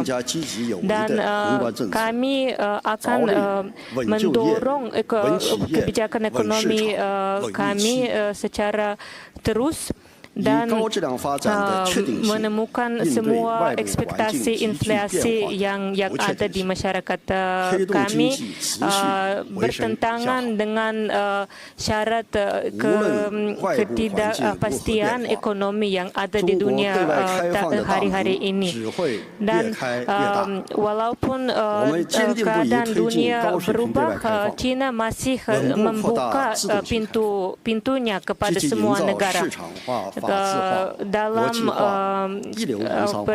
Dalam kepentingan prinsip kerjasama internasional yang adil dan saling bermanfaat untuk membuka kemungkinan yang baru kepada China dan negara yang lain. Jalan dunia multipolar tidak mudah, tapi masa depannya sangat bercerah.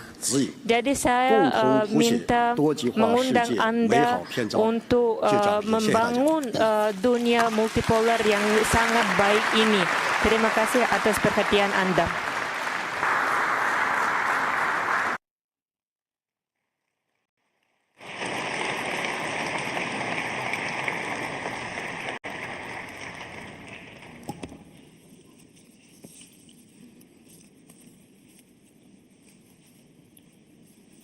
Your Excellency, President Vladimir Putin, President of the Russian Federation, esteemed heads of states who are present, Your Excellency Prabowo Subianto, President of the Republic of Indonesia, His Highness Sheikh Nasser bin Hamad Al-Khalila, representative of His Majesty, the King of Bahrain, His Excellency Mr. Deng Xiaoxiang, Vice Premier of the State Council of the People's Republic of China, distinguished ministers and deputy ministers, diplomats, business leaders, and fellow delegates, ladies and gentlemen, I would like to begin by sending warm greetings from the government of the Republic of South Africa, especially from our President, President Cyril Ramaphosa, and the people of South Africa. This forum, now in its 20th year, remains one of the foremost platforms for global dialogue on economic cooperation, investments, innovation, and inclusive growth. It is therefore an honor to be given the opportunity to address this distinguished assembly at the St. Petersburg International Economic Forum to convey our vision for a more inclusive, sustainable, and prosperous world. The 2025 theme, Strengthening Multipolarity for Sustainable Development, is not only timely, but central to the moment we find ourselves in. I'd like to assume that you will concur with me that the concept of multipolarity has become increasingly relevant in the current global landscape, which is constantly changing. It calls for cooperation, dialogue, and respect for diversity amongst nations to achieve shared goals. The South African government is certain in its belief that the adoption of multipolarity may result in the achievement of sustainable development and economic prosperity for all nations, regardless of their size.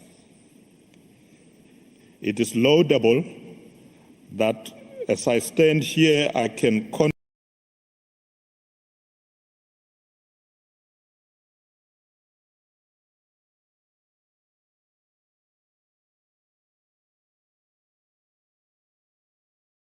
believe that the adoption of Pemerintah Afrika Selatan yakin bahwa pengambilan konsepsi penyetujuan konsepsi multipolarisme ini dapat membantu kita untuk mencapai pembangunan berkelanjutan dan kemakmuran ekonomi untuk seluruh dunia, terlepas dari ukurannya.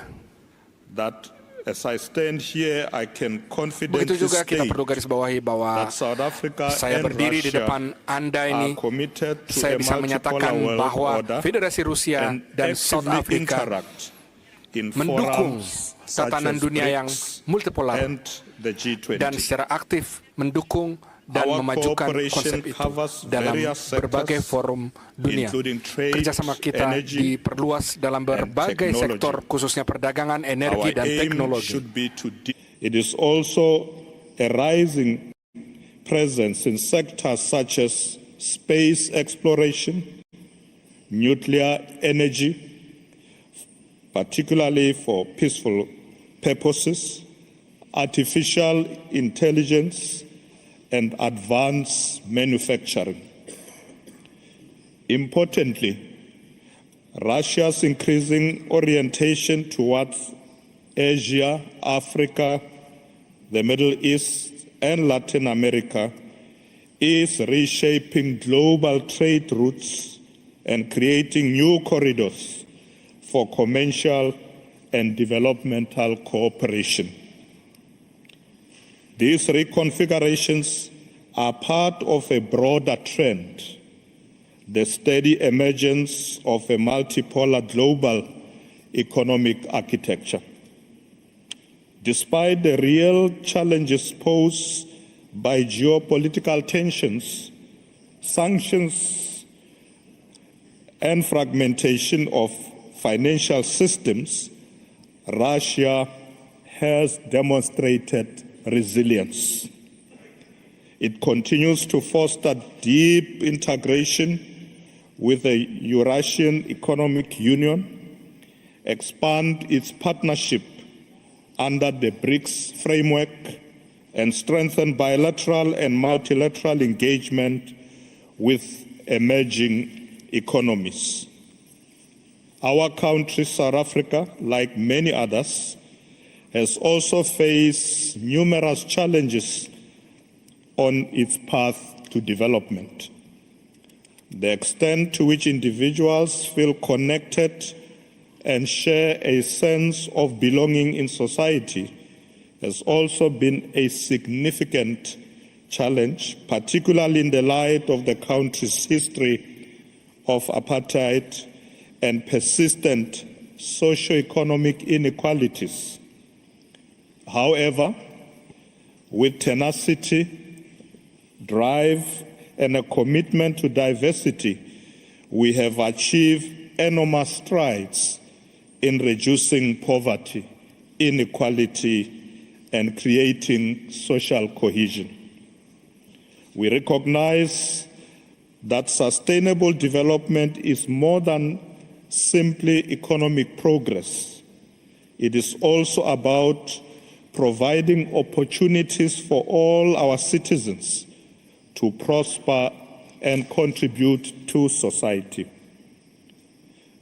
As we look to the future, the importance of the Global South is in shaping international economic governance is undeniable. Africa, in particular, is fast becoming a center of global growth. With a population projected to exceed 2.5 billion people by 2050, a rising middle class, and a youthful demographic dividend, The continent has the potential to drive the wave of industrialization, digital transformation, and sustainable development. Africa is not in search of handouts. Rather, it is pursuing equitable partnerships.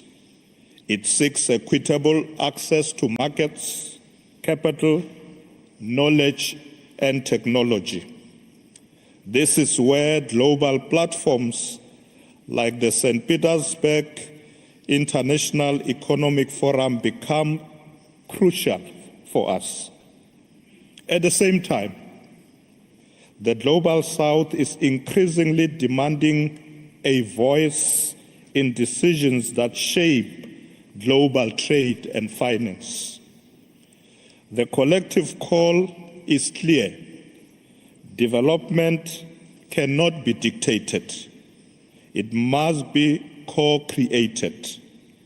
Africa and the Global South are not merely passive recipients of investments or aid.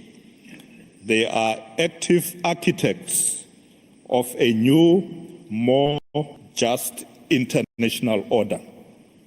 Ladies and gentlemen, the St. Petersburg International Economic Forum has evolved over the years from a primarily Russian and Eurasian platform into a global meeting point of policymakers, economists, CEOs, innovators, and thought leaders.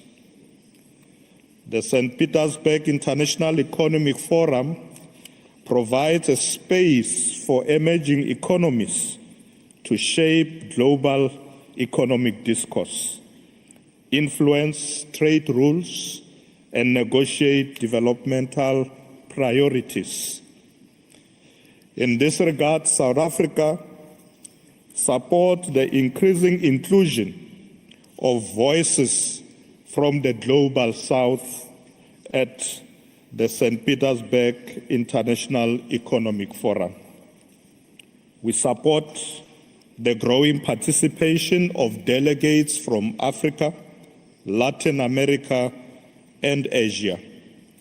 It is essential that this platform not only reflects actively, but actively amplifies the aspiration and strategic interests of developing economies. The St. Petersburg International Economic Forum's value lies in its unique capacity to bridge geopolitical divides and promote dialogue beyond the dominant narratives.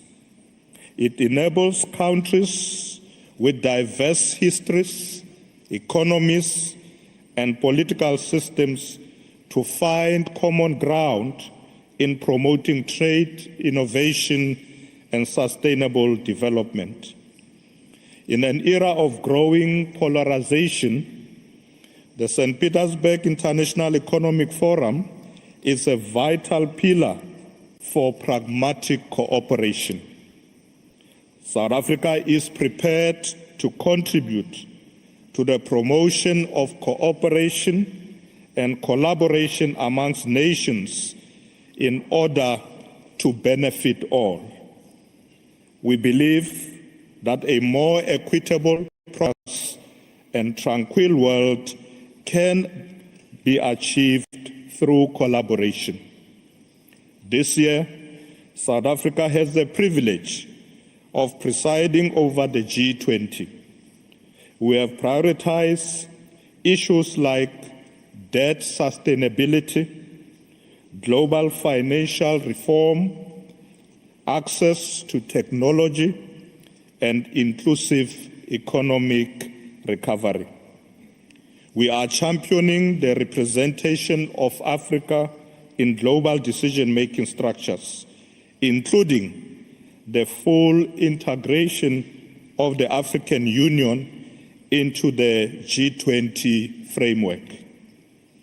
We are also working to ensure that global economic policy aligns with the goals of Africa's Agenda 2063, the African Union's blueprint for inclusive growth and sustainable development. It promotes industrialization, connectivity, regional integration, and the African continental free trade area. We offer a compelling value proposition to global investors and partners. We regard ourselves as a gateway to Africa, rooted in a democratic governance, a robust financial system, and world-class infrastructure. Our institutions are strong, our people are resilient, and our vision is clear. We aim to be a center of innovation, inclusive industrialization, and green growth. Moreover, South Africa brings to the table decades of multilateral experience, a commitment to peace building and development cooperation, and a bridge building role between advanced and emerging economies. We do not merely seek partnerships, we offer solutions grounded in African realities and global aspirations. In doing so, South Africa hopes to cement G20 priorities in African reality, ensuring that the recovery from global crisis does not exacerbate inequality, but rather creates opportunities for inclusive transformation. We are pushing for a new international development funding agreement that resolves historical inequalities, whilst also preparing the global South to respond to future shocks with resilience. Speaking of resilience, we need to reinvigorate multilateralism. The multilateral order is under pressure, and economic nationalism is on the rise. At the same time, we face collective challenges that require urgent cooperation. Climate change, energy transitions, food insecurity, global health disparities, and digital inequalities. It is in this context that we must reaffirm the principles of mutual respect, sovereignty, equality, and solidarity. We must resist the return to protectionism and instead build a global trading system that is transparent, rule-based, and inclusive. Developing economies must have greater representation in global standing-setting institutions. We must accelerate the reform of the World Trade Organization, the International Monetary Fund, and other Bretton Woods institutions to reflect contemporary global realities. Through strengthening multipolarity, we are able to harness the collective power of our nations to construct a future that is more sustainable for future generations. South Africa is prepared to do its share in promoting international cooperation and collaboration for the future of all nations. The future is not being written in boardrooms in the global north alone. It is being written in the towns of East Africa, in the innovation corridors of South East Asia, in the math and digital labs of Latin America, and the energy, agriculture, and science sectors of Eurasia. The St. Petersburg International Economic Forum is one of the few remaining global platforms where this future can be shaped in dialogue. Let us then seize the moment. Let us invest in partnerships that are equitable and mutually beneficial. Let us pursue sustainable growth. South Africa stands ready to work with all partners gathered here to forge a new era of cooperation, shared prosperity, and enduring peace. Thank you very much. Spasiba.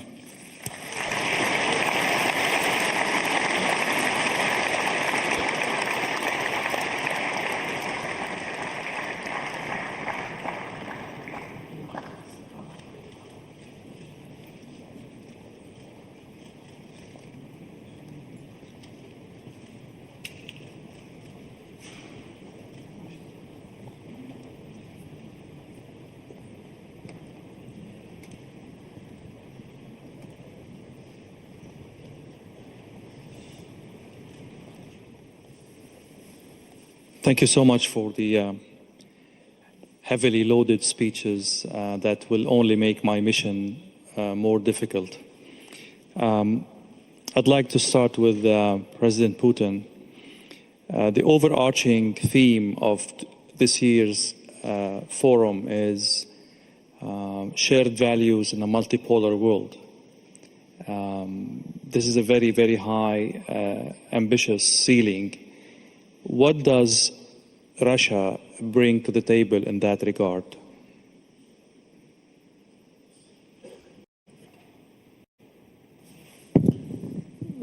Я пытался это донести в своем выступлении. Мне кажется, все, что делает Россия, направлено на то, чтобы объединить усилия всех наших партнеров, всех наших друзей, всех, кто хочет работать с Россией для решения этих общемировых цивилизационных задач. И прежде всего мы стремимся к тому, чтобы развитие мира было сбалансированным, чтобы это развитие отвечало интересам как можно большего числа стран, и чтобы сложился многополярный миропорядок, многополярное мироустройство, в котором бы участники международного общения договаривались между собой, вырабатывали инструменты, которые позволяли бы находить решения даже в очень сложных условиях, но такие, которые бы пошли на пользу всем, а не отдельным группировкам, объединениям, либо военным или экономическим блокам. На мой взгляд, и наша сегодняшняя встреча, наше сегодняшнее мероприятие, которое тоже, как известно, организует Россия, посвящено именно этой цели.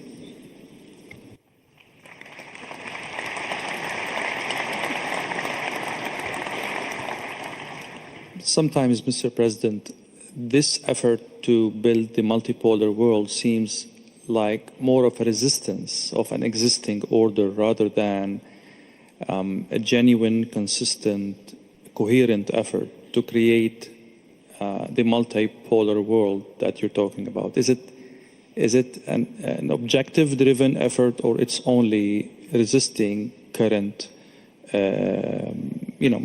unfavorable kind of order? На мой взгляд, я в разных местах, в разное время говорил уже об этом, изменения происходят вне зависимости от того, будем мы им способствовать этим изменениям или нет. Это объективные тенденции мирового развития. Я вот, когда выступал, тоже сказал и неоднократно уже говорил, кстати говоря, и на Петербургском форуме в прошлом году, говорил о том, что изменения в мире происходят фундаментального характера, связанные с тем, что появляются новые новые экономические лидеры.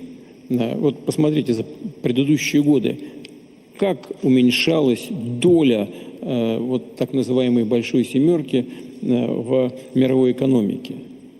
Она же уменьшается из года в год. И как растет доля тех стран, которые объединились в рамках БРИКС. Это объективный процесс.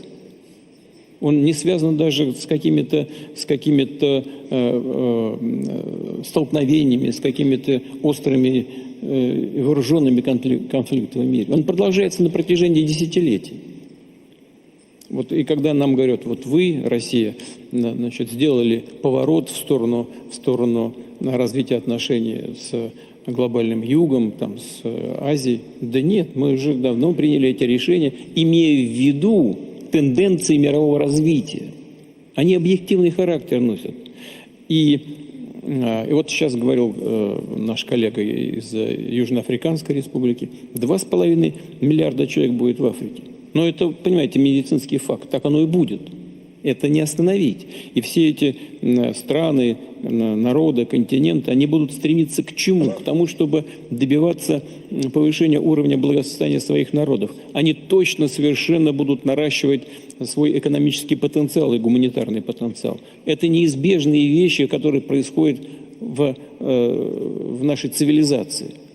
Наша задача заключается в том, чтобы придать этому процессу, неизбежному процессу, такой цивилизованный характер и всем вместе предпринимать усилия, которые не только ускоряли бы вот эти процессы, а делали бы эти процессы наиболее сбалансированными, чтобы решения были своевременными, наиболее эффективными, идущими на благо всем участникам этого процесса. В том числе, кстати говоря, и тем странам, которые так или иначе неизбежно немножко утрачивают свои позиции в мировой экономике. Мы с ними тоже хотим, мы тоже готовы с ними обо всем договариваться, если они этого хотят. А если они хотят удерживать во что бы это ни стало свое монопольное положение, если они хотят сохранить инструменты колониального влияния в мире, то тогда им придется, действуя вот этими инструментами, довольствоваться исключительно тем положением, в которое они постепенно скатываются. Вот в этом смысл всего, что мы делаем, и в страновом, так сказать, измерении, с учетом нашей внутренней и внешней политики, и вместе с нашими друзьями и партнерами.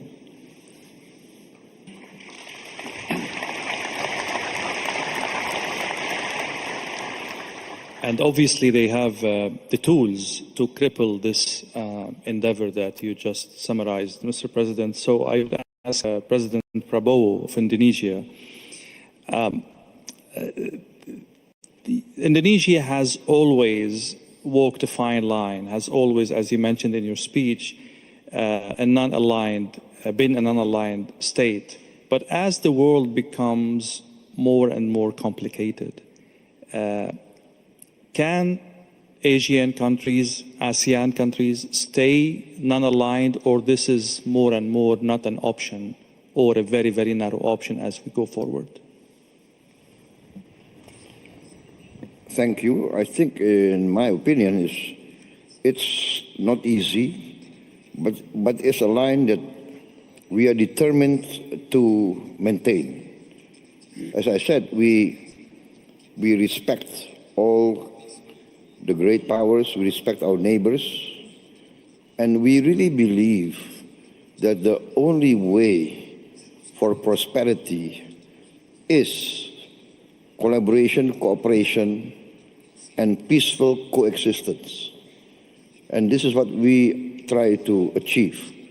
So we want to maintain good relations, and we try to convince all parties that the only way forward in this planet is getting smaller. We cannot afford rivalry that is going nowhere, especially if it goes into confrontation. So, no, I'm convinced that we have to maintain this path of non-alignment. Mr. Vice Premier of China, China and Russia are building with others this new order in the world. But if you look last year, things to ease up between Moscow and Washington. There is more dialogue between President Donald Trump and President Putin. Is this a source of concern for you in China? And how do you see the developing relationships between the leading powers in the world?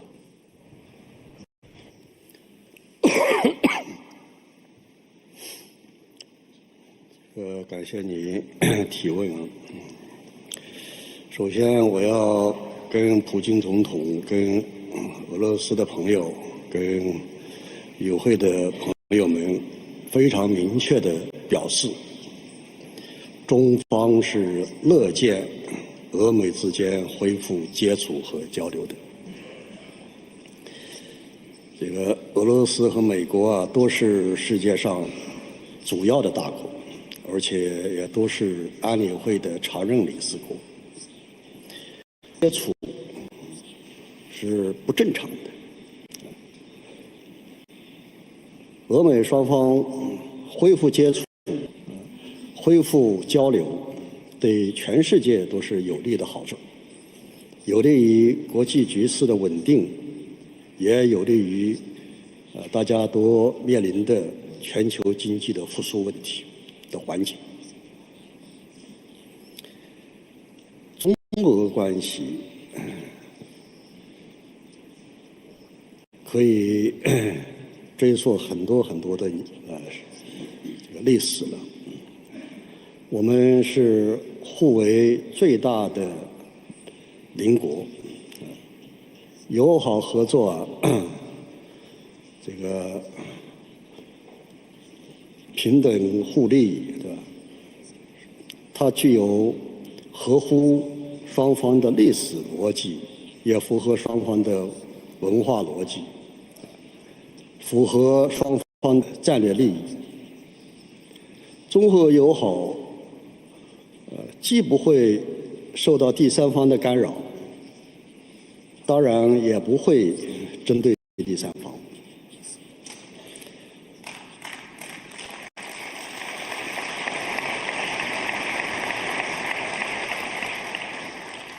这些年，在习近平主席和普京总统的战略引领下，中俄关系达到了历史最好的水平。中俄关系稳如泰山，牢不可撼。你刚才讲到。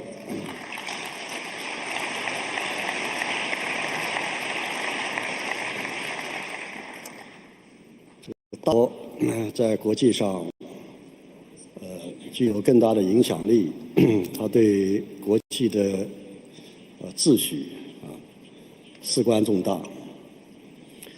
我记得习主席在很多的国际场合都呼吁、都强调，大国要有大国的样子。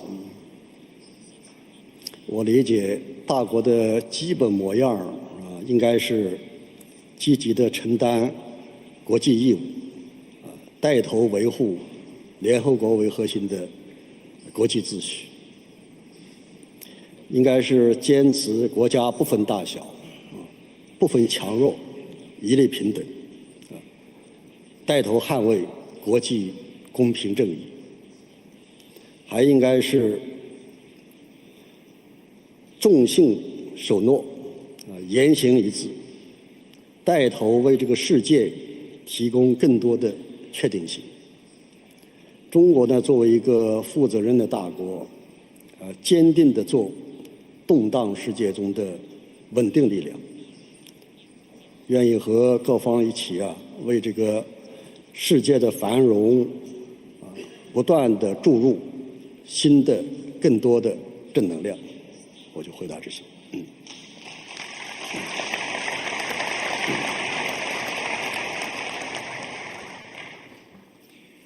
Thank you so much. Sheikh Nasser, Bahrain is a very unique country. you have very good, exceptional relations with Washington, yet you are here today representing your country and His Majesty as a guest of honor in St. Petersburg Forum. This is a very unique feature. It aligns with, those who know Bahrain would say this will align with the history of Bahrain as a trade hub, as a political bridge.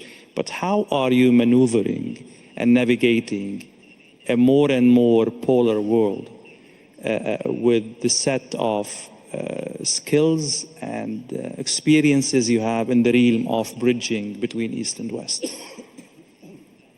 Well, you have mentioned briefly about history, and let me take you back nearly 5,000 years ago, the job of Bahrain, where it maintained the relations between East and West. So I believe Bahrain, in its geographic position in the region and in service to the world, we have no choice but to be the arms and the bridges between the East and the West.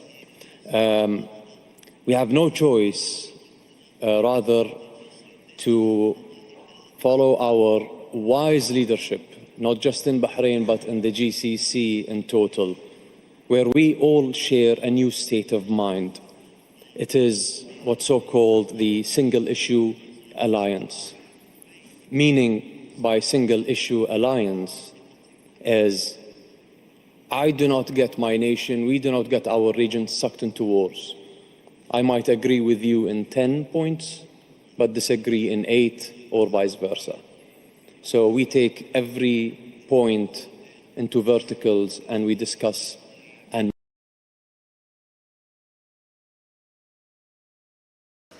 Bahrain tidak ada pilihan lain daripada pilihan untuk menjadi jembatan antara negara Asia dan negara Barat.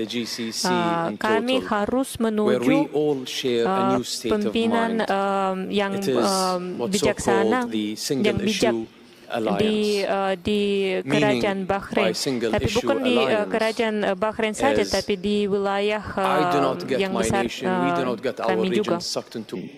Where does he want to take his country and move forward? We do the same. We always say that. We plan for the next generations.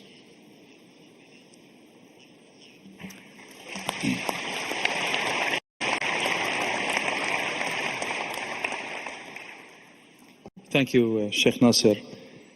Vice President, South Africa is as well one of these unique historical experiences in Africa and on the world stage. You said something very interesting about St. Petersburg Forum being one of the very, very few places where shaping the conversation around geopolitics and geoeconomics is happening through dialogue. That's a very solid conclusion in today's world. I'd like you to elaborate more. What did you mean by that? And why? What makes this one of the few and unique places for such dialogue? Thank you very much for that question. I want to start by saying I think we should thank President Putin for this great leadership, ensuring that particularly countries of the global south should have platforms to be able to collaborate, share ideas, come up with new innovative plans. As I said earlier, that in South Africa we've taken a position that we should not continue to go to others for handouts. We should not be queuing for aid, but we should focus on development. And that countries of the global south can do it. We can see it. We are developing. We are getting stronger. And I think we should keep it that way. So that's why I was saying that the St. Petersburg International Economic Forum is a great platform. And thank you to President Putin for this leadership. We are with you.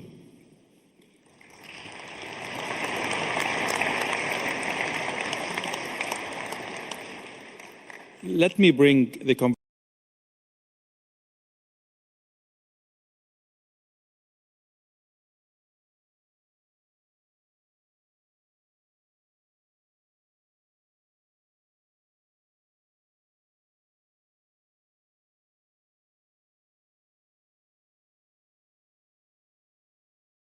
kita menjadi kuat dan saya pikir kita harus menjaga pertumbuhan itu. Oleh sebab itu saya mengatakan bahwa International Economic Forum St. Petersburg adalah platforma yang baik sekali. Dan terima kasih kepada Presiden Putin untuk kepemimpinan ini. Kami bersama Anda. The idea, no matter where you stand on Iran, when we normalize the idea of a country killing the president of another country publicly, and what kind of new rules are being set, they are obviously contradictory to the kind of values you're trying to put forward, isn't that?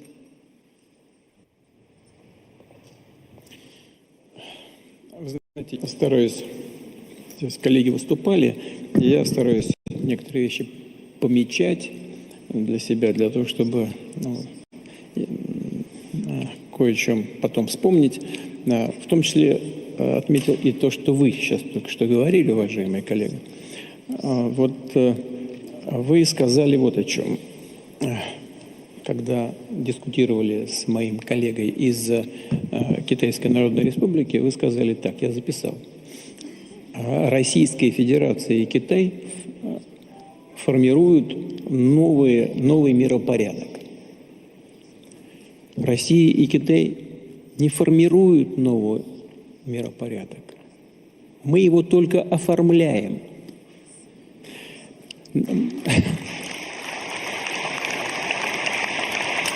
Новый миропорядок возникает естественным образом. Это все равно, что восход солнца. От этого никуда не деться. А мы его оформляем и, может быть, расчищаем дорогу для этого процесса с тем, чтобы он был более сбалансированным и отвечал интересам подавляющего большинства стран. Мы очень рассчитываем на то, что все страны вот это будут осознавать и, в конце концов, поймут, что сказал, что вот такой способ найти решение, он лучше, чем способ давления. И на самом деле и тот неоколониальный по сути своему миропорядок, в котором жило человечество на протяжении многих столетий, если не тысячелетий.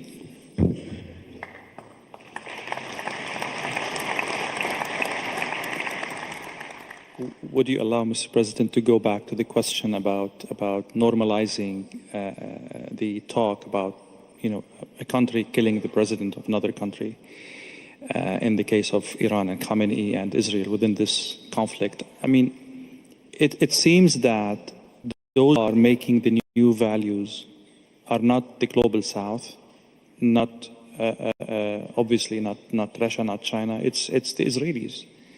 Are you comfortable with that?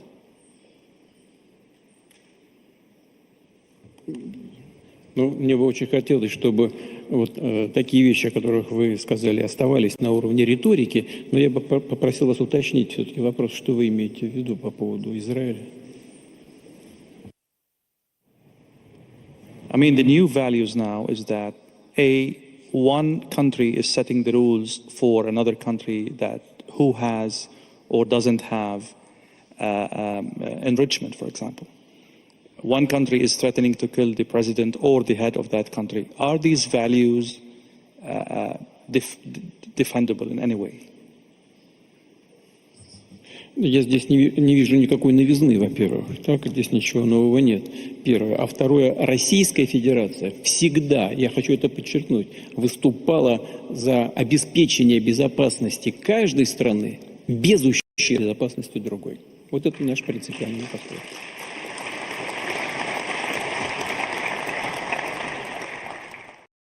Это ответ такой в целом, казалось бы, в общем виде, но нет. Я вас уверяю, это практическая политика Российской Федерации.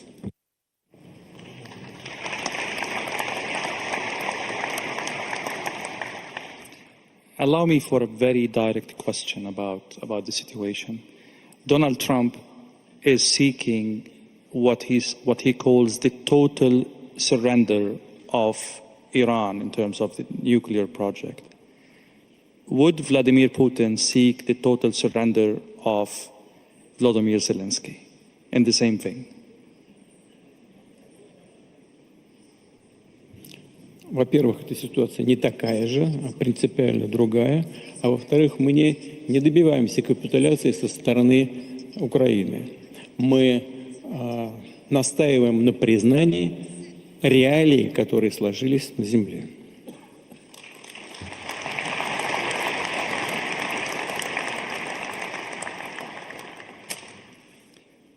Sheikh Nasser, I'll go back to you. You see, this conversation unveils the level of tensions on the global theater. I will go back to the question about how GCC countries keep moving from one success to another, and Bahrain is one of these successful countries, despite all of these turbulences, despite all of these flashpoints in your close vicinity and globally. How do you do that? And what lessons can be drawn from that by others? Let me start by saying, Alhamdulillah, for a wise leadership we have in our region. We always say the clever tries to solve the problem, but the wise who avoids it. So us in the GCC, and especially in your second home in Bahrain, I love that President Putin loved that quote, and you can use it, Mr. President. No copyrights on that. Us in our country, we talk numbers, we talk facts, we project our plans as what we saw today from President of Indonesia. This is a man who is expediting his KPIs by far. He thinks that he will reach in 4 years' time that goal, but he reached in 1 year time. We are sprinting in our region. And if you go back today, especially during that turbulent and eventful nights, look at the numbers of our real estates, look at the numbers of our stock markets. There is a lot of confidence from the people, from the investors, with our leaderships over there. Today in that beautiful city, I sat with the top chairmen and CEOs of your top companies in Russia, and we exchanged the same vision, we exchanged the same purpose and the same spirit during these conflicts. We are only looking forward. We are only looking to de-escalate. We are only for a peaceful world. We are only looking for a better future. And Mr. President, we in the GCC, and especially in the Kingdom of Bahrain, we live in a constant sunrise like you, but here you are literally in St. Petersburg. Every day there is a sunrise ahead of us. I still haven't seen nighttime.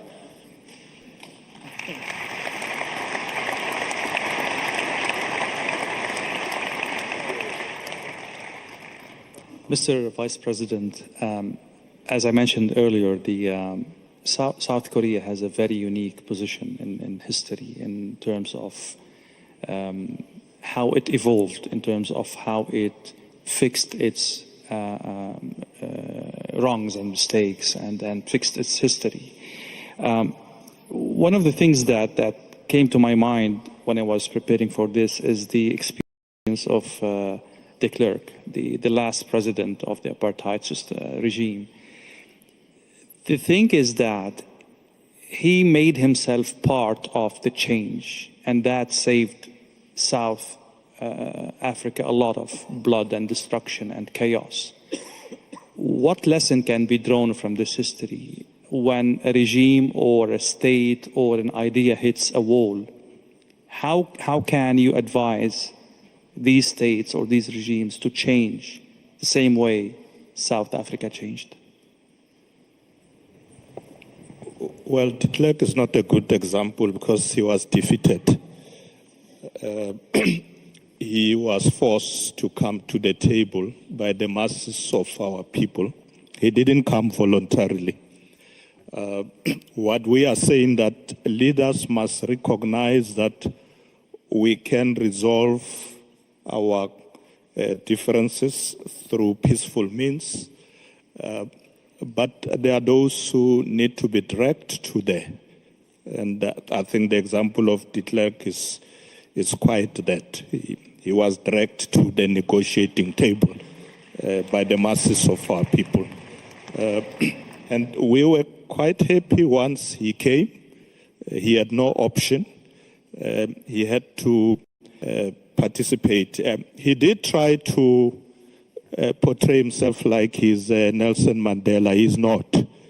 He was dragged there by Nelson Mandela to say, we are going to negotiate peace. And we want to continue to share this example with other countries. We are quite involved now in the African continent, engaging in peaceful negotiations in the South Sudan, in the DRC, and other places. So, yes, there is indeed value in negotiating, in discussions, but there are situations where the masses have to stand up and they have to fight for their rights. And that's what we did in South Africa.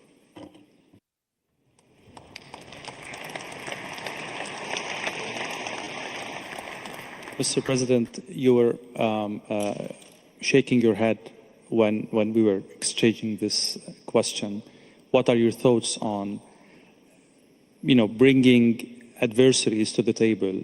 Does it require, is defeat a prerequisite for dialogue, or we can, bypass this phase and go to dialogue? And there are so many crises in the world that cannot afford a victorious and Well, I have to say here that Nelson Mandela is one of my greatest icons, my greatest hero.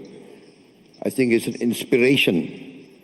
He was put in prison for many years.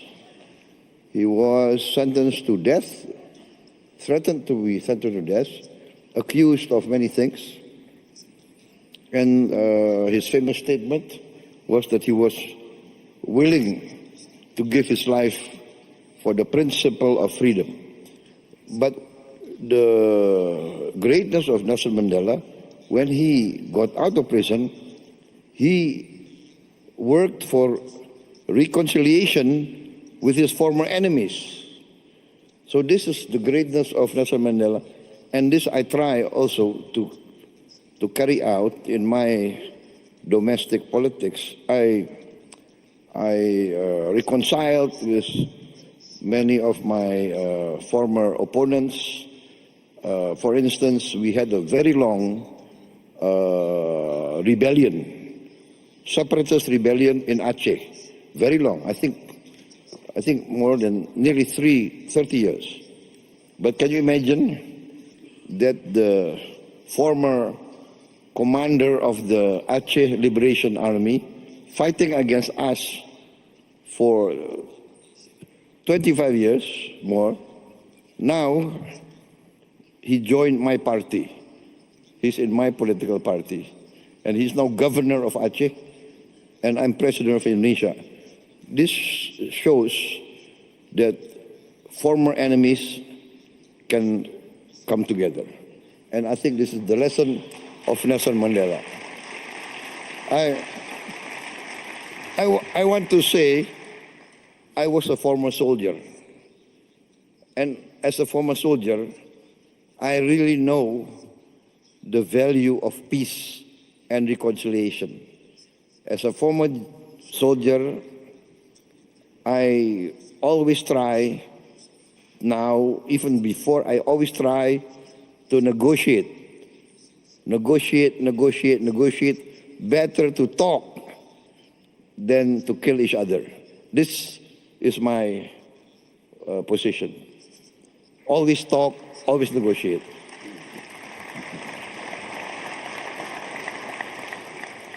President Putin, on a more practical question concerning the crisis in the Middle East. Now, we will talk about Ukraine in a while. But the current crisis, it touches on geopolitics, energy, and it has repercussions that go beyond the parties involved in the struggle. Is it a test for how the South can play a role in, mending the fences between both countries, in putting some good imagination around the solution, architecting a solution that can be acceptable by two parties that are fighting, head to head. Is this a test for what you are proposing and trying to create as political weight for the South? Да, думаю, что это вполне возможно, и практика такова, что и реальная жизнь такова, что многие страны региона имеют в чем-то сложные, а в чем-то стабильные отношения с обеими сторонами, и с Израилем, и с Ираном, и это дает основания полагать, думать и надеяться на то, что глобальный юг в целом и страны региона в частности могут оказать влияние на этот процесс к тому, чтобы острая фаза конфликта закончилась. Когда я говорил о том, что наша принципиальная позиция России заключается в том, чтобы безопасность одних стран не обеспечилась за счет безопасности других, вот здесь я сейчас не буду вдаваться в детали. Мы все понимаем, о чем идет речь.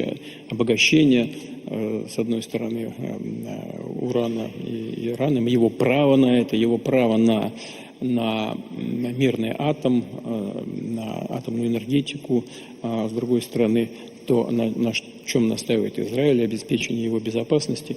Здесь точно можно найти приемлемое решение, на мой взгляд, как для одной, так и для другой стороны. И страны и глобального юга, и тем более страны региона, безусловно, могут в положительном смысле повлиять на этот процесс, на поиск этого решения.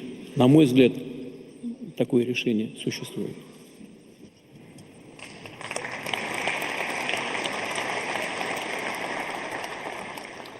Actually, today, the Russian ambassador at the UN said that the only way forward is a political solution for the nuclear file between Iran and the Israelis. Is there any preliminary points about this solution, or we're still too far from that?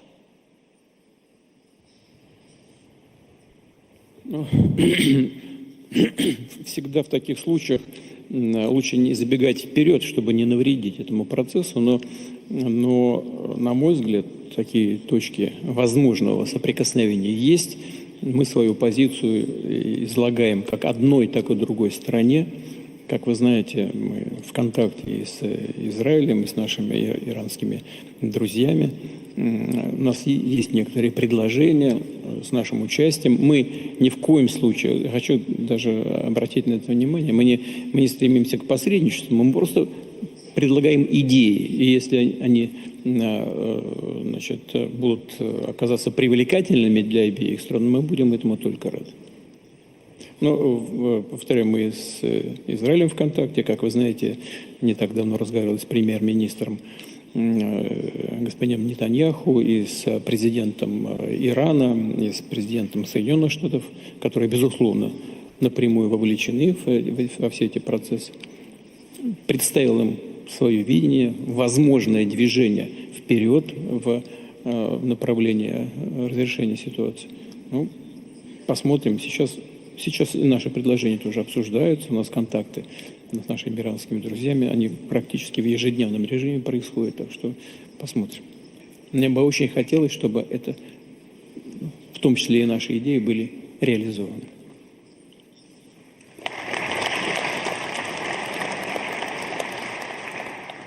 Sheikh Nasser, during the king's visit to Moscow, he explicitly talked about the role of Russia in maintaining peace in the Middle East. It was an initiative His Majesty put forward during the Arab Summit in Bahrain, in Manama. And he was very particular about the role of Russia in achieving that peace as a pivotal role. What role do you think Russia can play now in the current crisis? Yes, you were right. During our previous visit, and after the Arab summit that was conducted in the Kingdom of Bahrain, we have called out for World Peace Forum to end and to reach to a solution with every conflict. His Majesty is a leader of peace. He drives his country towards peace and ending conflicts, and so as President Putin. As you have heard from the President just now, that he continues talking, no mediation. I believe that mediation will always confuse the situation, but any suggestion, any words of wisdom these days are mostly needed. Avoiding de-escalation, I think, is the key words of today. Thank you, Sheikh Nasser. I'll go back to President Putin about Ukraine. How is the war in Ukraine reflective of the values that St. Petersburg Forum is trying to put forward, to defend, to underscore?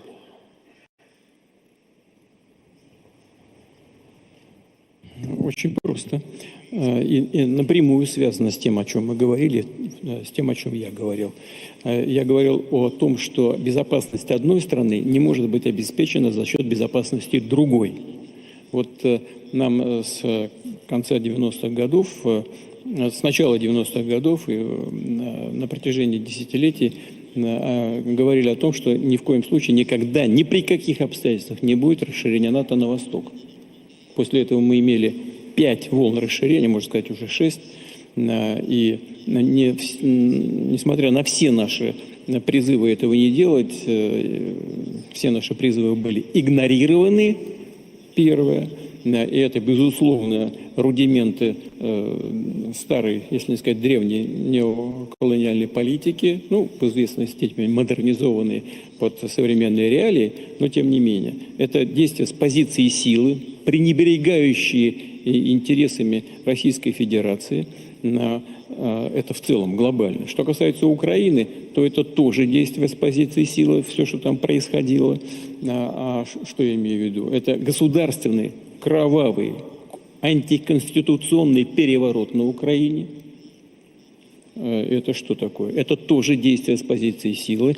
И прежняя администрация США прямо сказала о том, что она истратила на этот переворот миллиарды долларов, без стеснения, публично об этом сказали. И наши действия направлены были на то, чтобы защитить часть населения, которая считала себя кровно, духовно связанными с Россией, с российской культурой и ее народом, имея в виду людей, проживающих в Крыму, а потом наши попытки урегулировать ситуацию на юго-востоке Украины, в Донецке, в Луганске. Мы предприняли эти попытки. Однако, опять же, действуя с позиции силы, наши, в данном случае, идеологические противники, можно сказать, попытались решить этот вопрос опять вооруженным путем, развернув боевые действия в Донецке, в Луганске, на Донбассе. Это же не мы развернули боевые действия. А после того, как госпереворот осуществили, а часть населения Украины на юго-востоке страны не признала результатов этого переворота и не признала власть заговорщиков и лиц, которые совершили этот госпереворот, против них развернули боевые действия. Мы пытались договориться мирным путем, склеить ситуацию, но наши партнеры, так их назовем в кавычках теперь уже, выяснилось позднее, что они затеяли весь этот мирный переворот только для одного, для того, чтобы накачать Украину оружием и продолжить эти боевые действия. В конце концов, это вынудило нас признать независимость этих республик Луганска и Донецка. Мы же 8 лет не признавали, 8 лет, а пытались договориться.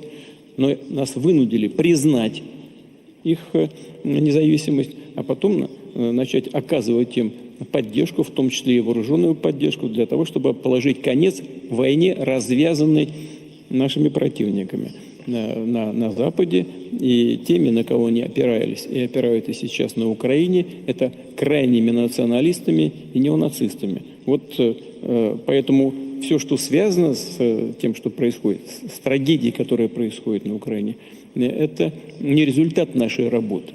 Это результат работы тех, кто не хочет мириться с глобальными изменениями, происходящими в мире.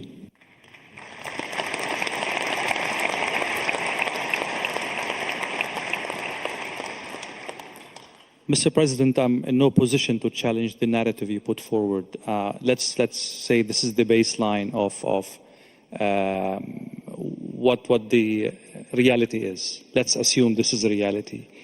Your army is advancing beyond the 4 areas that are considered Russian by Moscow. So what's your end game?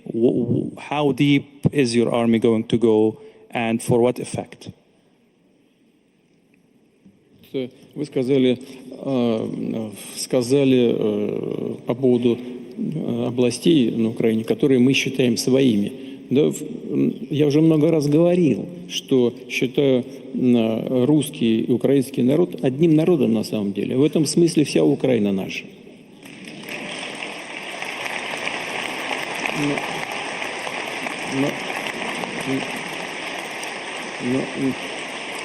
Но мы исходим из реалий, которые складываются. Безусловно, есть люди, их немало в соседней стране, которые стремятся к обеспечению своего суверенитета, независимости, ну и дай Бог здоровья. И мы, кстати говоря, никогда не подвергали сомнению права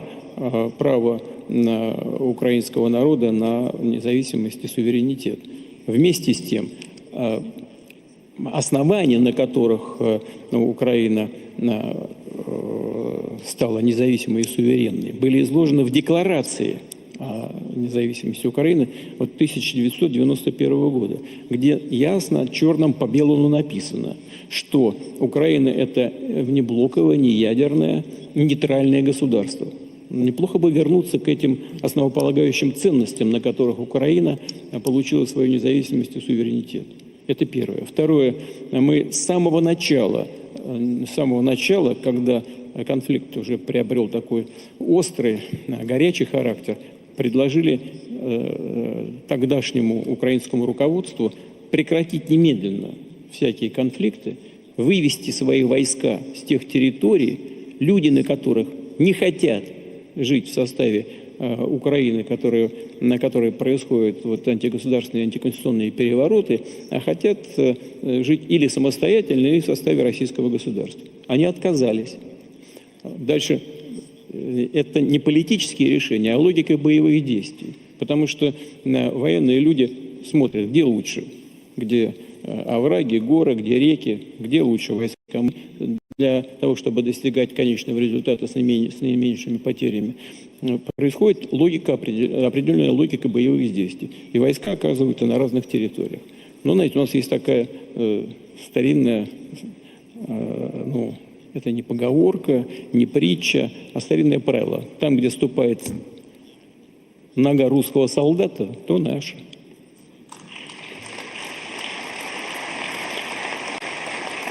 Но я не хочу, знаете, чтобы это выглядело так вот милитаристски, но на самом деле мы предлагали на каждом этапе происходящих событий.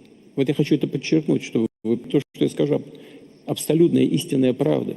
Мы предлагали на каждом этапе, тем, с кем мы в контакте были на Украине, остановиться. И говорили, давайте сейчас лучше договариваться. Потому что вот эта логика развития чисто военных действий может приводить к тому, что ваша ситуация будет усугубляться. И тогда нам придется вести с вами переговоры с худших для вас позиций. Так было несколько раз.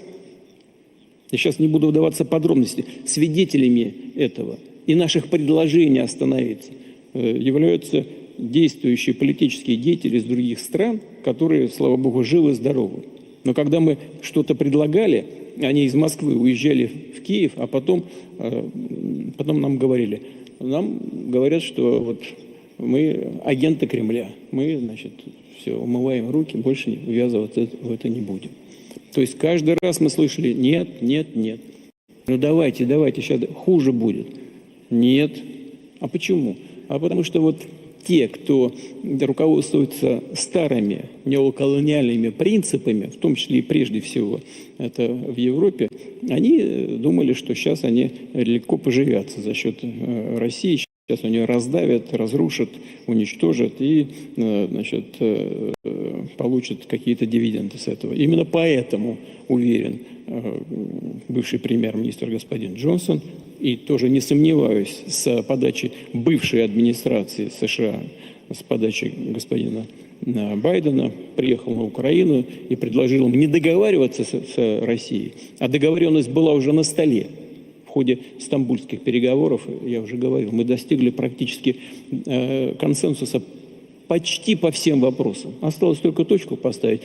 Я готов был тогда уже встречаться с действующим главой режима и поставить точку. Нет, надо было приехать к господину Джонсону, точно уверен абсолютно, при поддержке действовавшей тогда администрации Байдена, и отговорить Украину подписывать достигнутые соглашения и попробовать добиться стратегического поражения России на поле боя. Вот они добились до того, что и новые территории оказались под нашим контролем.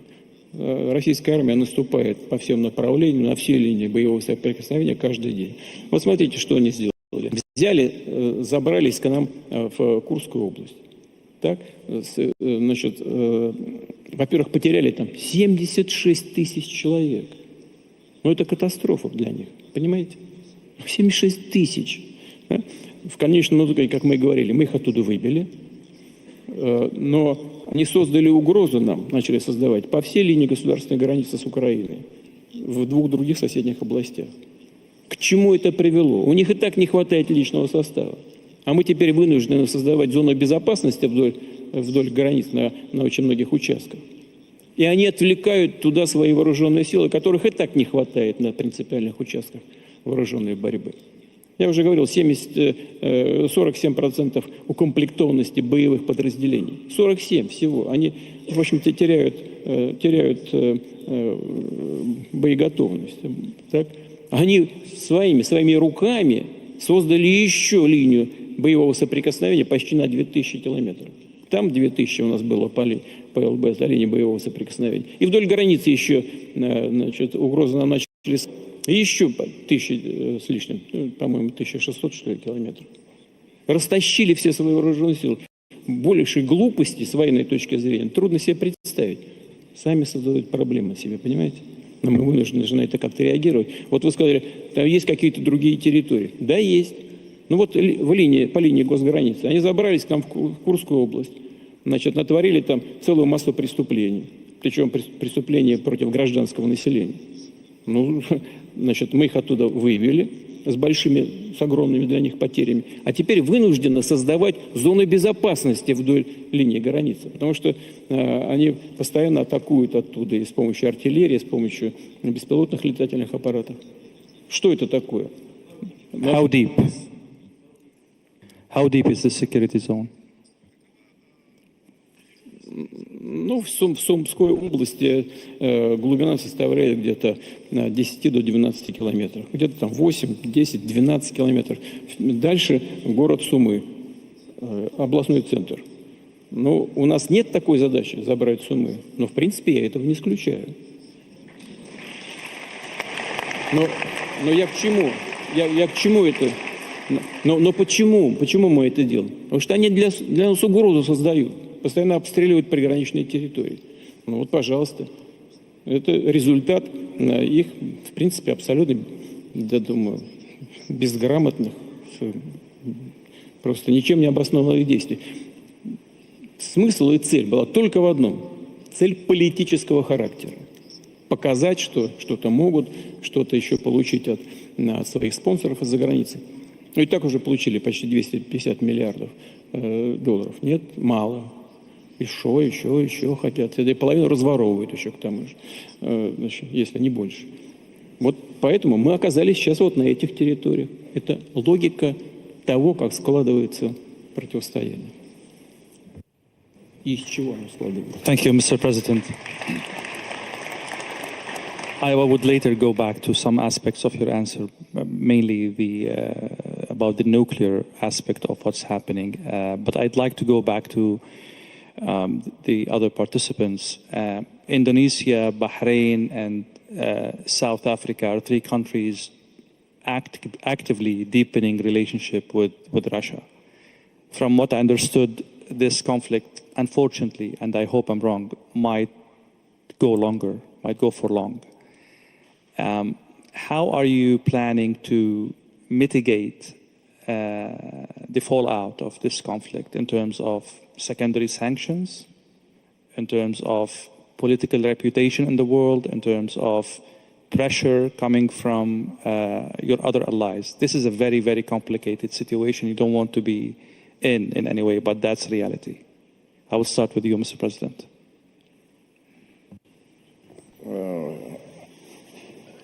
I really don't understand actually your question. What secondary sanctions? I'll make it simple. Yeah, for Indonesia, we are very clear that we have always been online. In the Ukrainian situation, I think 2 years ago, we proposed immediate ceasefire in place. And I think at that time, the reaction from the Russian side was quite open, was quite positive, in fact. But the reaction from the Western governments, I have to be fair, not all Western governments, but many Western media virulently attacked my proposal. They said that I was proposing